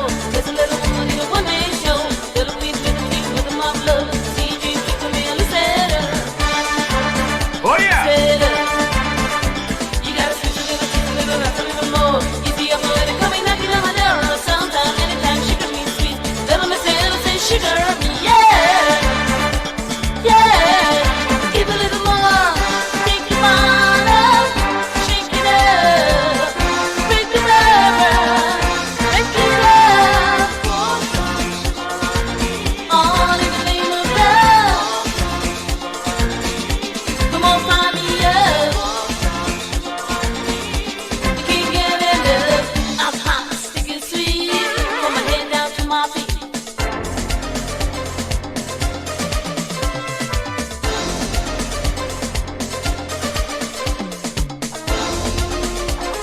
Oh, yeah. Brother Adrian Lamb. Rest in peace, my brother. You got the peaches, I got the heat, sweet and taste. Sugar me some hot, so I stick it sweet from my head to my feet. You take sugar, one look or two. Take your mind up, shake it up. Make the rubber, shake it up. Oh, yeah. All in the name of love. Come on, find me love. Can't get enough. In the name of love. Come on, find me love.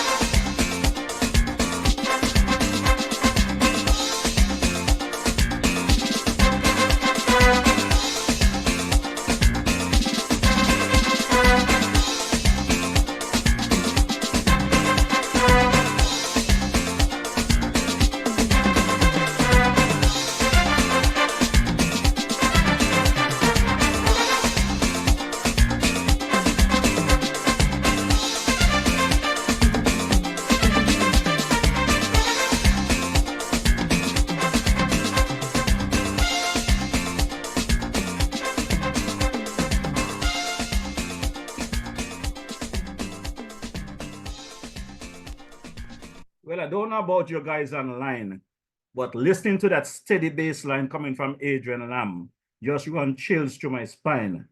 That guy was a wicked bassman when he leaned back on that bass, man. That guy was just natural talent, rap talent, heavy sound, man, clean sound, steady bass. Good evening, Brother Dennis Richards. How are you doing? Hope all is well. Visha Stapleton. Brother Ivor Henry, I'm going to give you a few more minutes. I'm going to give you a little overtime because I see you enjoying the music, and I have a loaded folder here with Tukan music. So I'm going to give you a little extra time for tonight, but don't overdo it. Good evening, Sister Cora Bennett. How are we doing? Brother Junior Farrell, Frankie Lawrence, the man Trevor Carbo, Cornelius, how are we doing? Welcome to the ride. Tanya Powell, welcome to the ride. How are you doing? Hope all is well. Lady Penny Liebert, welcome to the ride. Dawn Davis, Sophia Warner, welcome to the ride. Brother Steve Mills, hope all is good. So let me drop this one. This one is called French Style, coming from the Toucan Band, the late, great Adrian Lamb. We're paying tribute to him this evening.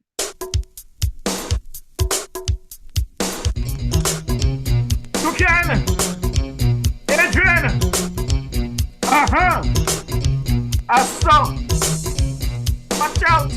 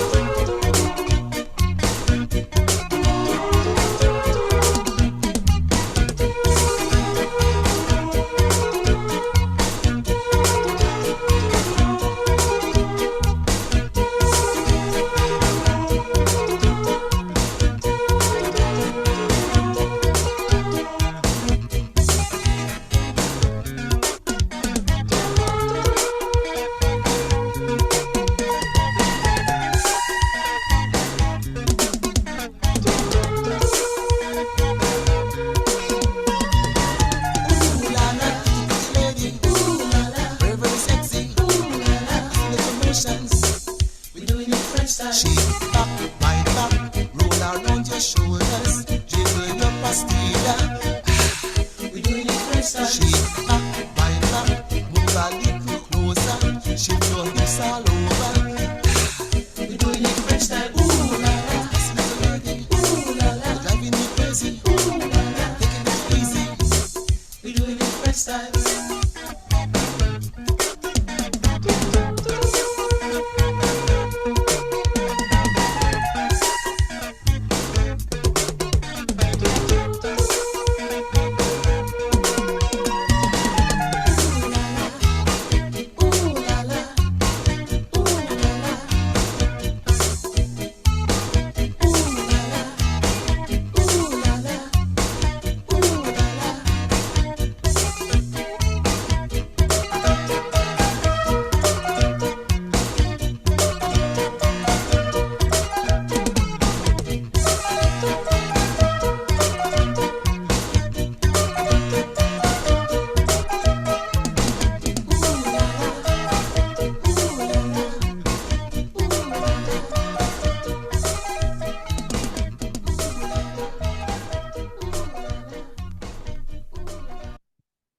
Ivor, I see you want to give me a chance to reach 69, boy. If I reach 69, I'll be the happiest man in the world, you know. So, I'm not upset with you, eh? I am quite happy that you're giving me the opportunity to get to 69. I'm going to be the happiest man at that time in my life. They say 69 is the best number. But folks, I know many of you might know of this song that is coming up, The Hidden Light by the King Star Shield. But I'm pretty sure many of you might know that this song was backed up by the Toucan Band with Adrian Lamb bass. So let's take a listen to The Hidden Light by the King Star Shield, backed by the Toucan Band. To the people of St. Kitts, this is the story of oppression and victimization which has suffered in this land.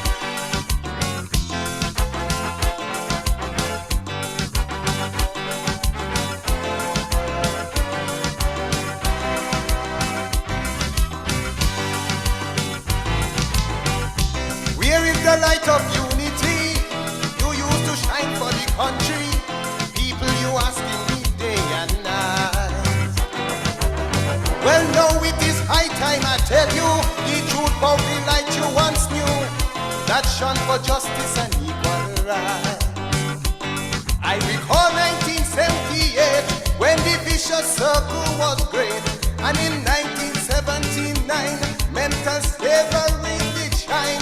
Then again, 1980, one final night was the same when they pulled down the shepherd light.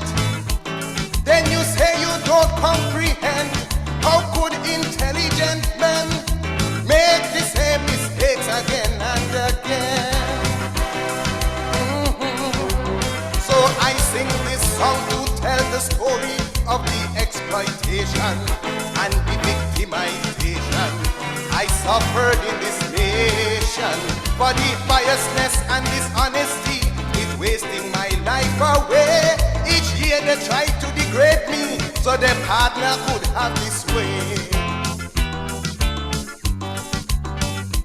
So I left and went overseas and win the crown in New York City. But when I came back, the light wasn't there to see. For they have hid my light and call it a history. Oh people, they hid my light, hid my light. They have hid my light, hid my light. Hey, hey.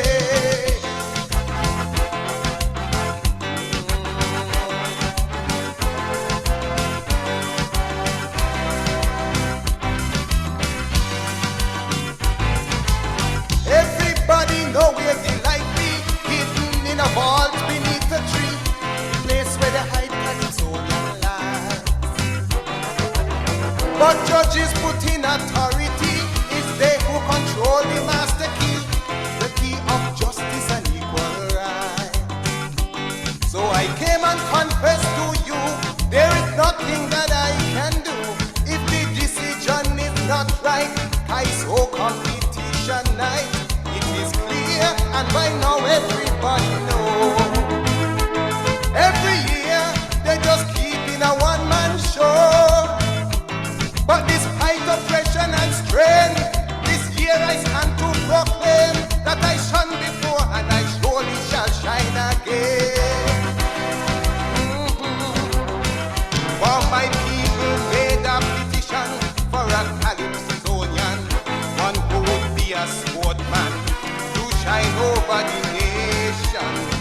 One who when he losing competition, he'll take his place on this stage. We are tired of the confusion, so we turn in another page.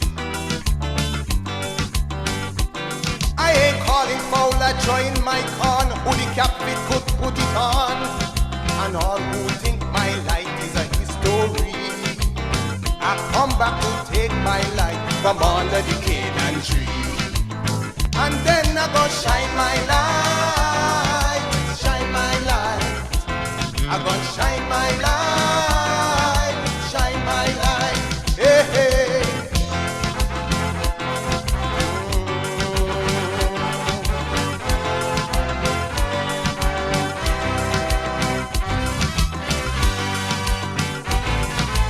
The greatest criteria that I know when coming to judge the calypso is the great criteria of discretion.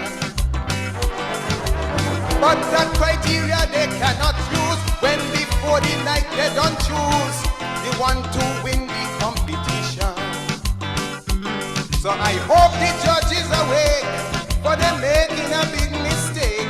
They are not only killing me, but the whole artistry. I say, check it out before it's too late. Or someday the people won't participate. So now wash your hands and be fear, and judge Calypso this year, and release the key to the vault of the Canaan tree. You see, and I will take the light of unity to guide my nation in every situation, for it is my destination. I would shine my light with one intention, to lift up my country high and bring respect to my nation. If you give me another try. So when the judges release the key to the vault of the Canaan tree, once more I shine my light for the world to see, and say it's a shine my light, let it shine indeed. Oh yes, say it's a shine my light, let it shine indeed. Say it's a shine my light, let it shine indeed. Say it's a shine my light, let it shine indeed. Oh, this is my destiny. It's a shine my light, let it shine indeed. Shine it wherever my country. It's a shine my light, let it shine indeed. I want shine my light. It's a shine my light, let it shine indeed. Oh, yes. It's a shine my light, let it shine. Yeah, sounds of the Toucan Band, back in the man, King Starshield. That one is called The Story of the Hidden Light.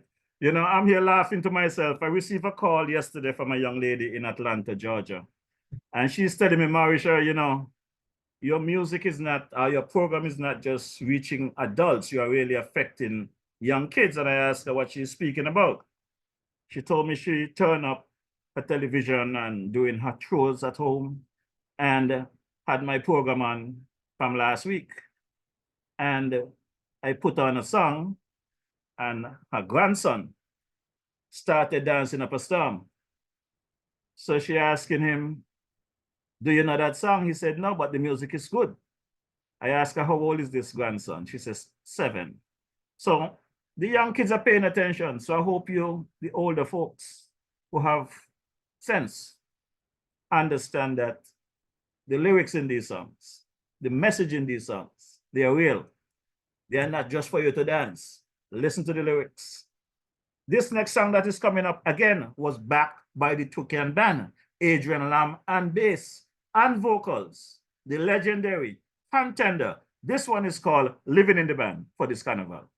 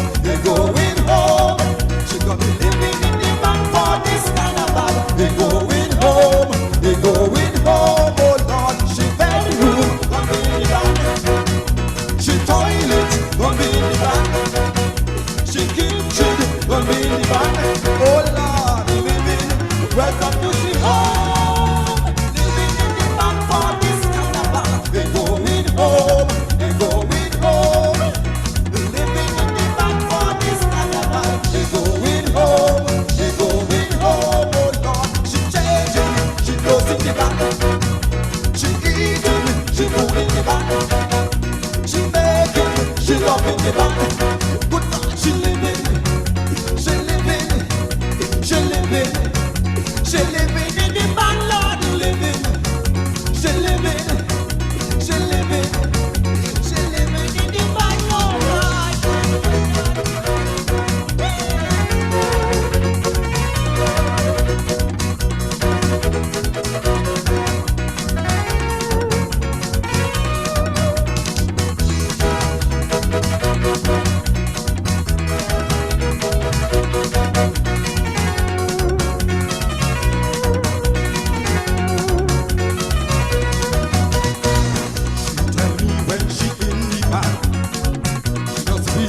Just like new brand, no contention with she husband, no frustration with them children.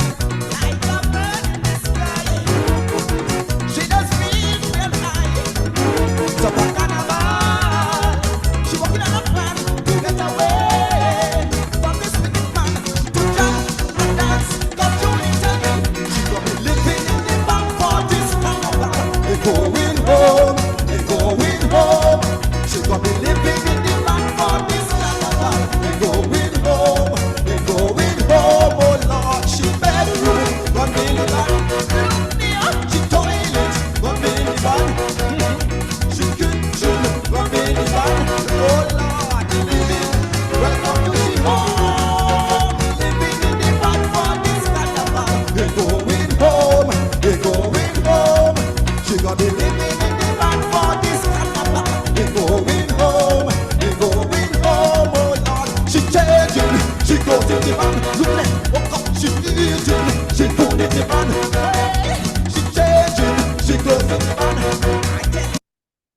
She living, she living, she living, she living in the van, Lord. She living, she living, she living, she living in the van, Lord.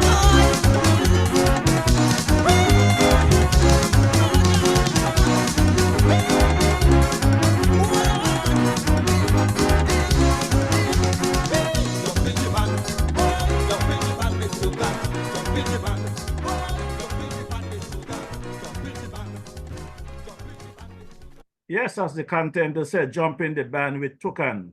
And you know, this final track of the Toucan band, Adrian have sent a message to the universe to let us know.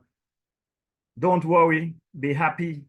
He's resting in peace and he appreciates the love that has been showered upon him and his family. So this final track, Brother Ivor, as we pull down the curtains, this one is called Don't Worry, Be Happy by the Toucan Band. Adrian Lamb and bass again. Don't worry. Yes, listen to me. Be happy. Put a smile on your face. Just be happy. Toucan, mash out.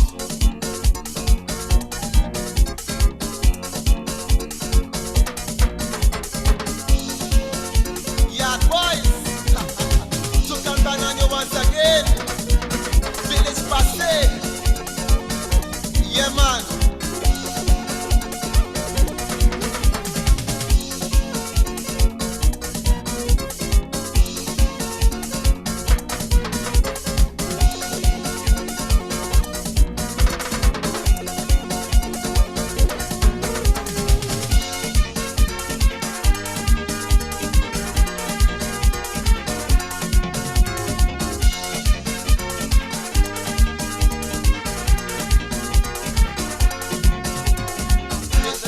I wrote, you might wanna sing it note for note, don't worry.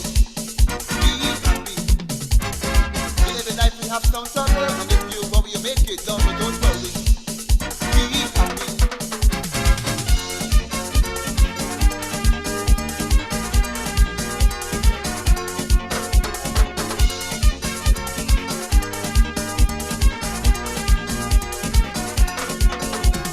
You had a place to lay your head, someone came and took your bed. Don't worry, be happy. The landlord say your rent is late, we may have to litigate. Don't worry, be happy.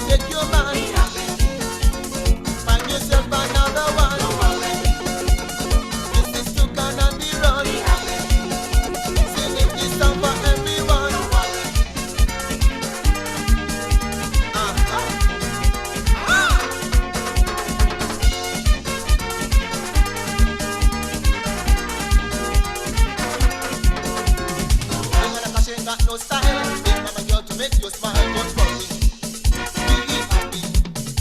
Cause when you wear your face will frown, that will bring everybody down. Don't worry, be happy.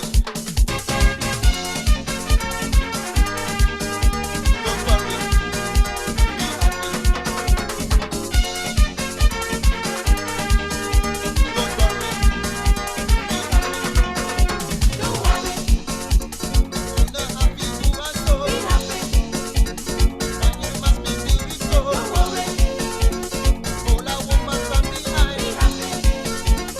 Don't even start to whine. Don't worry. Woman rocking left and right. Be happy. What they say is action time. Don't worry. And now we sing this song for you. Be happy. Don't let your problems bother you. Don't worry. When you wailing in the van. Be happy. Be careful how you throw your hand. Don't worry. If you think there is a cure. Be happy.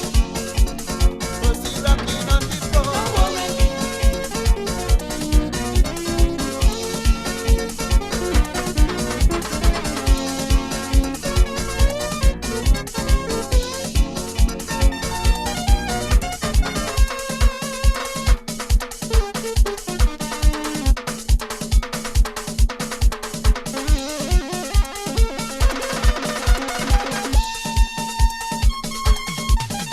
Don't worry. When you wailing in the van. Be happy. Be careful how you throw your hand. Don't worry. If you think there is a cure. Be happy. Mercy rocking on the floor. Don't worry. You can come in down the road. Be happy. Jamming the keyboard. Don't worry. If somebody take your man. Be happy. Go and find another one. Don't worry. This is Tukan on the run. Be happy. Singing this song for everyone. Don't worry. You know happy who and so. Be happy. Man, you must be feeling so. Don't worry. Mercy rocking on the floor. Be happy. Jamming the keyboard. Don't worry. Tukan coming down the road. Be happy. Why the town look overload. Don't worry. Man, you must be feeling so. Be happy. You know happy who and so. Don't worry. Just hold a woman from behind. Be happy. And join the band and start to vibe. Don't worry. Woman rocking left to right. Be happy. Why they say the action time.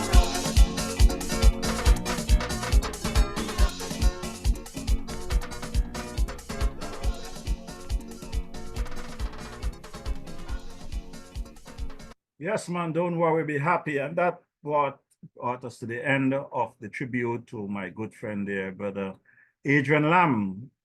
Sleep in peace, my brother. Rest in peace. Until such time, if we are to see each other again, you are one of the individuals I look forward to seeing again. There are some people I have met in this lifetime that I would hope I never see them again. Don't forget, this evening's program was brought to you by the kind compliment of Nelson Spring Water. And I just want to thank the good folks there at the Nelson's water company, purified water company. There are two locations. There are one in Nevis. The main office is located at Cotton Ground in St. Thomas Parish.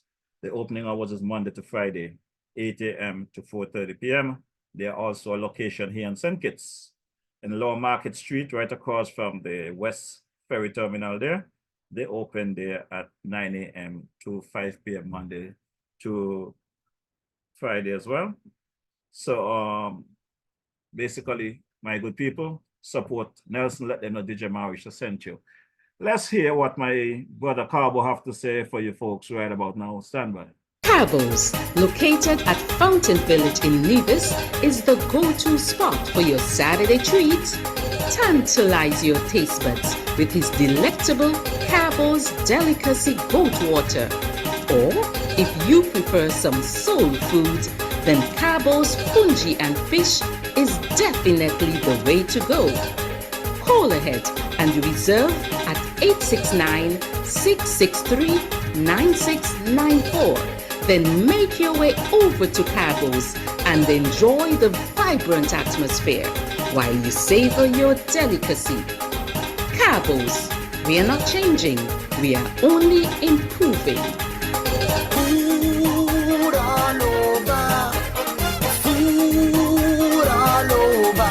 You got the food all over. Yes, and Brother Carbo's definitely expanding. He now provide delivery service around the island of Nevis.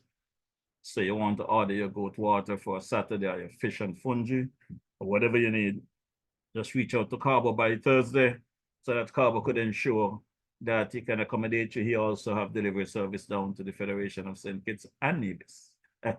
Right there in Bastille, if you're in St. Paul's, you can get your fungi and fish or your goat water from Carbo. Just make sure you reach out to him on a Thursday that he would know how much meat he put in the pot, all right? So check out my boy Carbo. Let's take a listen to what Sister Carmen have to say to you. Girl Sandra, you know where you can find nice fresh local food 7 days a week, one provision and all kind of thing. Girl, where? Right down there by Shellings, by Carmen Catering Services. Girl, she opposite the bus stop. Girl, and she also cater for weddings, parties, anything you want to cater for, funeral and all. Girl, and trust me, you're gonna enjoy the food. And she also selling bites and sundaes. Opposite the car shop, right down the main road. Girl, you could call 665-1494 or 663-6005 to order your food or go and pick up your food. Girl, the food will be finger licking and you get your money worth. You ain't want nothing better than that. They definitely get your money's worth. And if you go by Carmen on a Sunday for lunch, right across from the Garo shop, just call DJ Marisha and let me know you're there. We could stop right there by Brother Everett at the Garo shop there in the corner and have a few cold ones. Rascal call it coffee. I call it cold ones. Whether you want hot coffee, cold coffee, iced coffee, Brother Everett have it there for you, so we can stop there. Let's take a quick listen to my boy Marvin comes from the Spectrum Band, St. Thomas, Virgin Islands. I want to big up my boy, the Wayne Ogaro, the man Kibo. How are you doing? Hope all is well.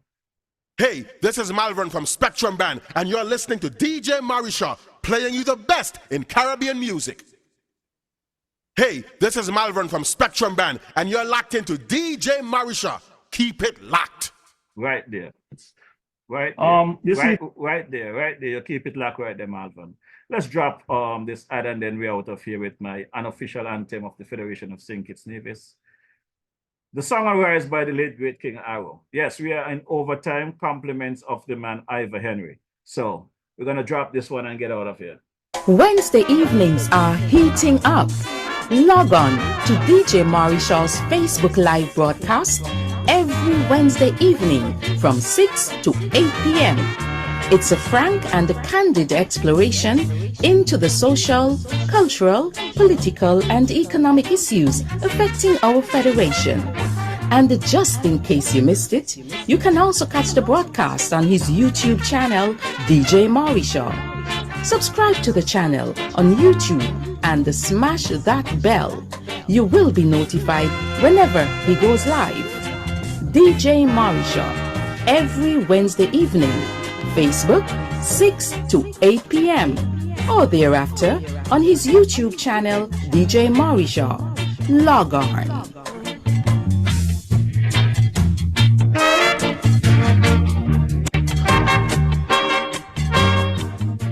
Yes, every Wednesday you find us right here from 6 to 8 p.m.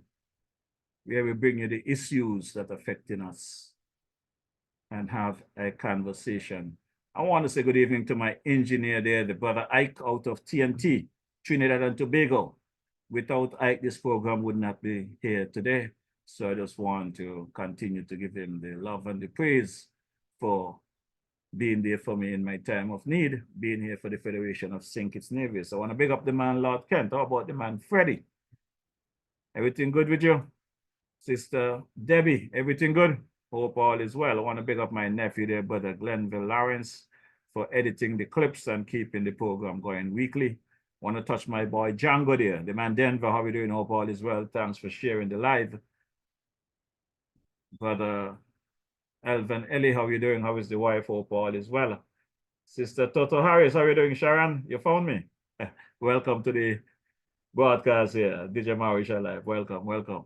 My Jamaican friends and peeping in on me, you know.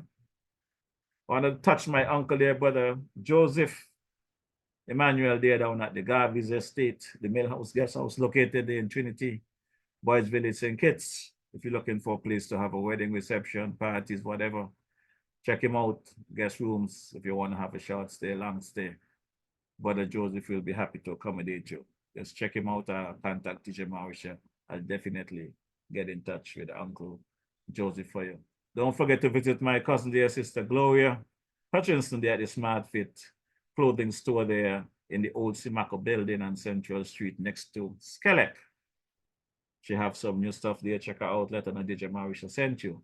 There's also a location there on Keon Street, right off 4th Street across from the gas station. Check her out.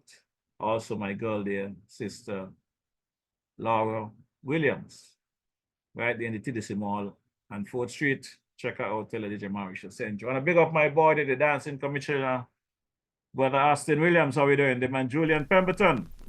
How you doing? Also want to touch my boy Mikey Slack. Loretta, how you doing? How is the culture of a bar? Hope all is good with you. Sister Rosita Pontin, Naomi Ward.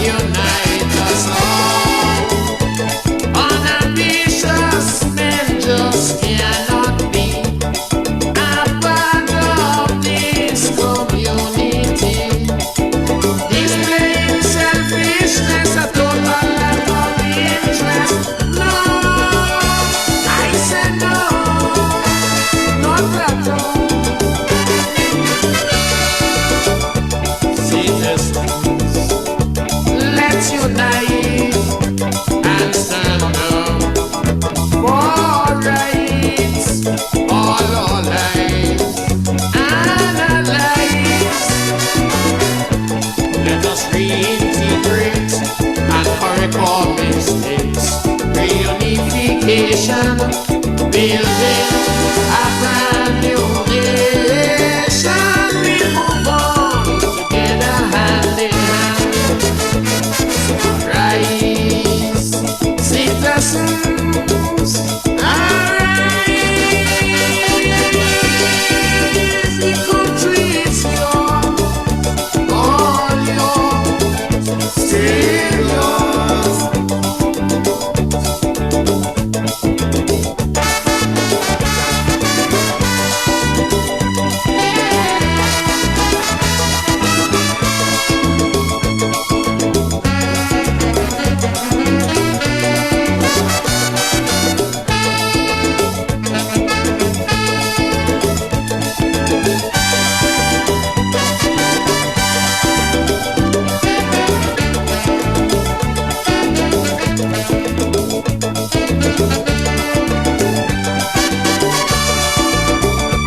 Can your conscience be clear?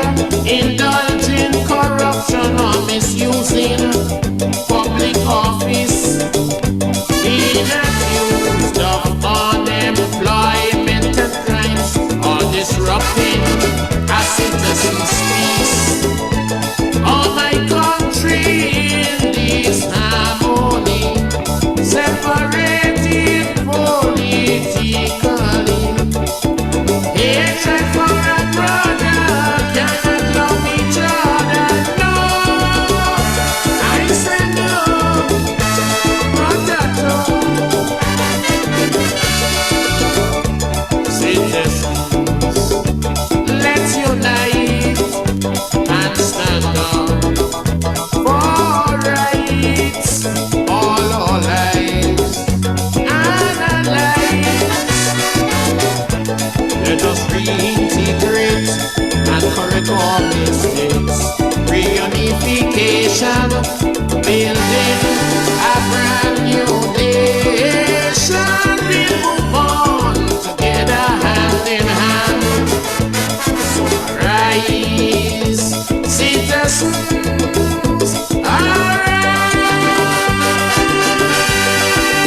The country is yours, all yours, still yours.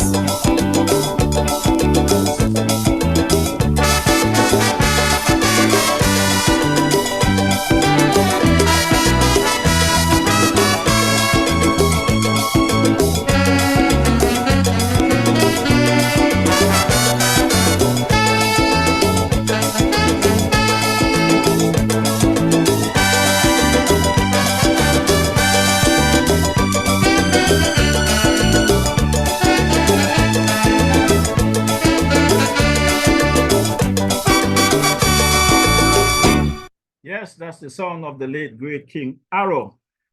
I know that there is no official notice out as yet, but I heard some preliminaries about Adrian's funeral should be next week, Wednesday at the Anglican Church. I think it's going to be around 1, 2 o'clock. I'm not sure, but stay tuned and listen to the news. I understand his funeral should be next Wednesday at the Anglican Church. Folks, that is it for me for this evening. Just want to say good evening to my dad there in St. Thomas, Brother Alfonso Marisha, how are you doing? My godmother there, Sister Joyce Bedford. Brother Bedford, how are you guys doing? I just want to say God blessings on everyone. And my good people, again, I am asking for you, the citizens of our beloved Federation of St. Kitts Nevis, to support and surround the man, Brother Van Frederick Wussy Rollins.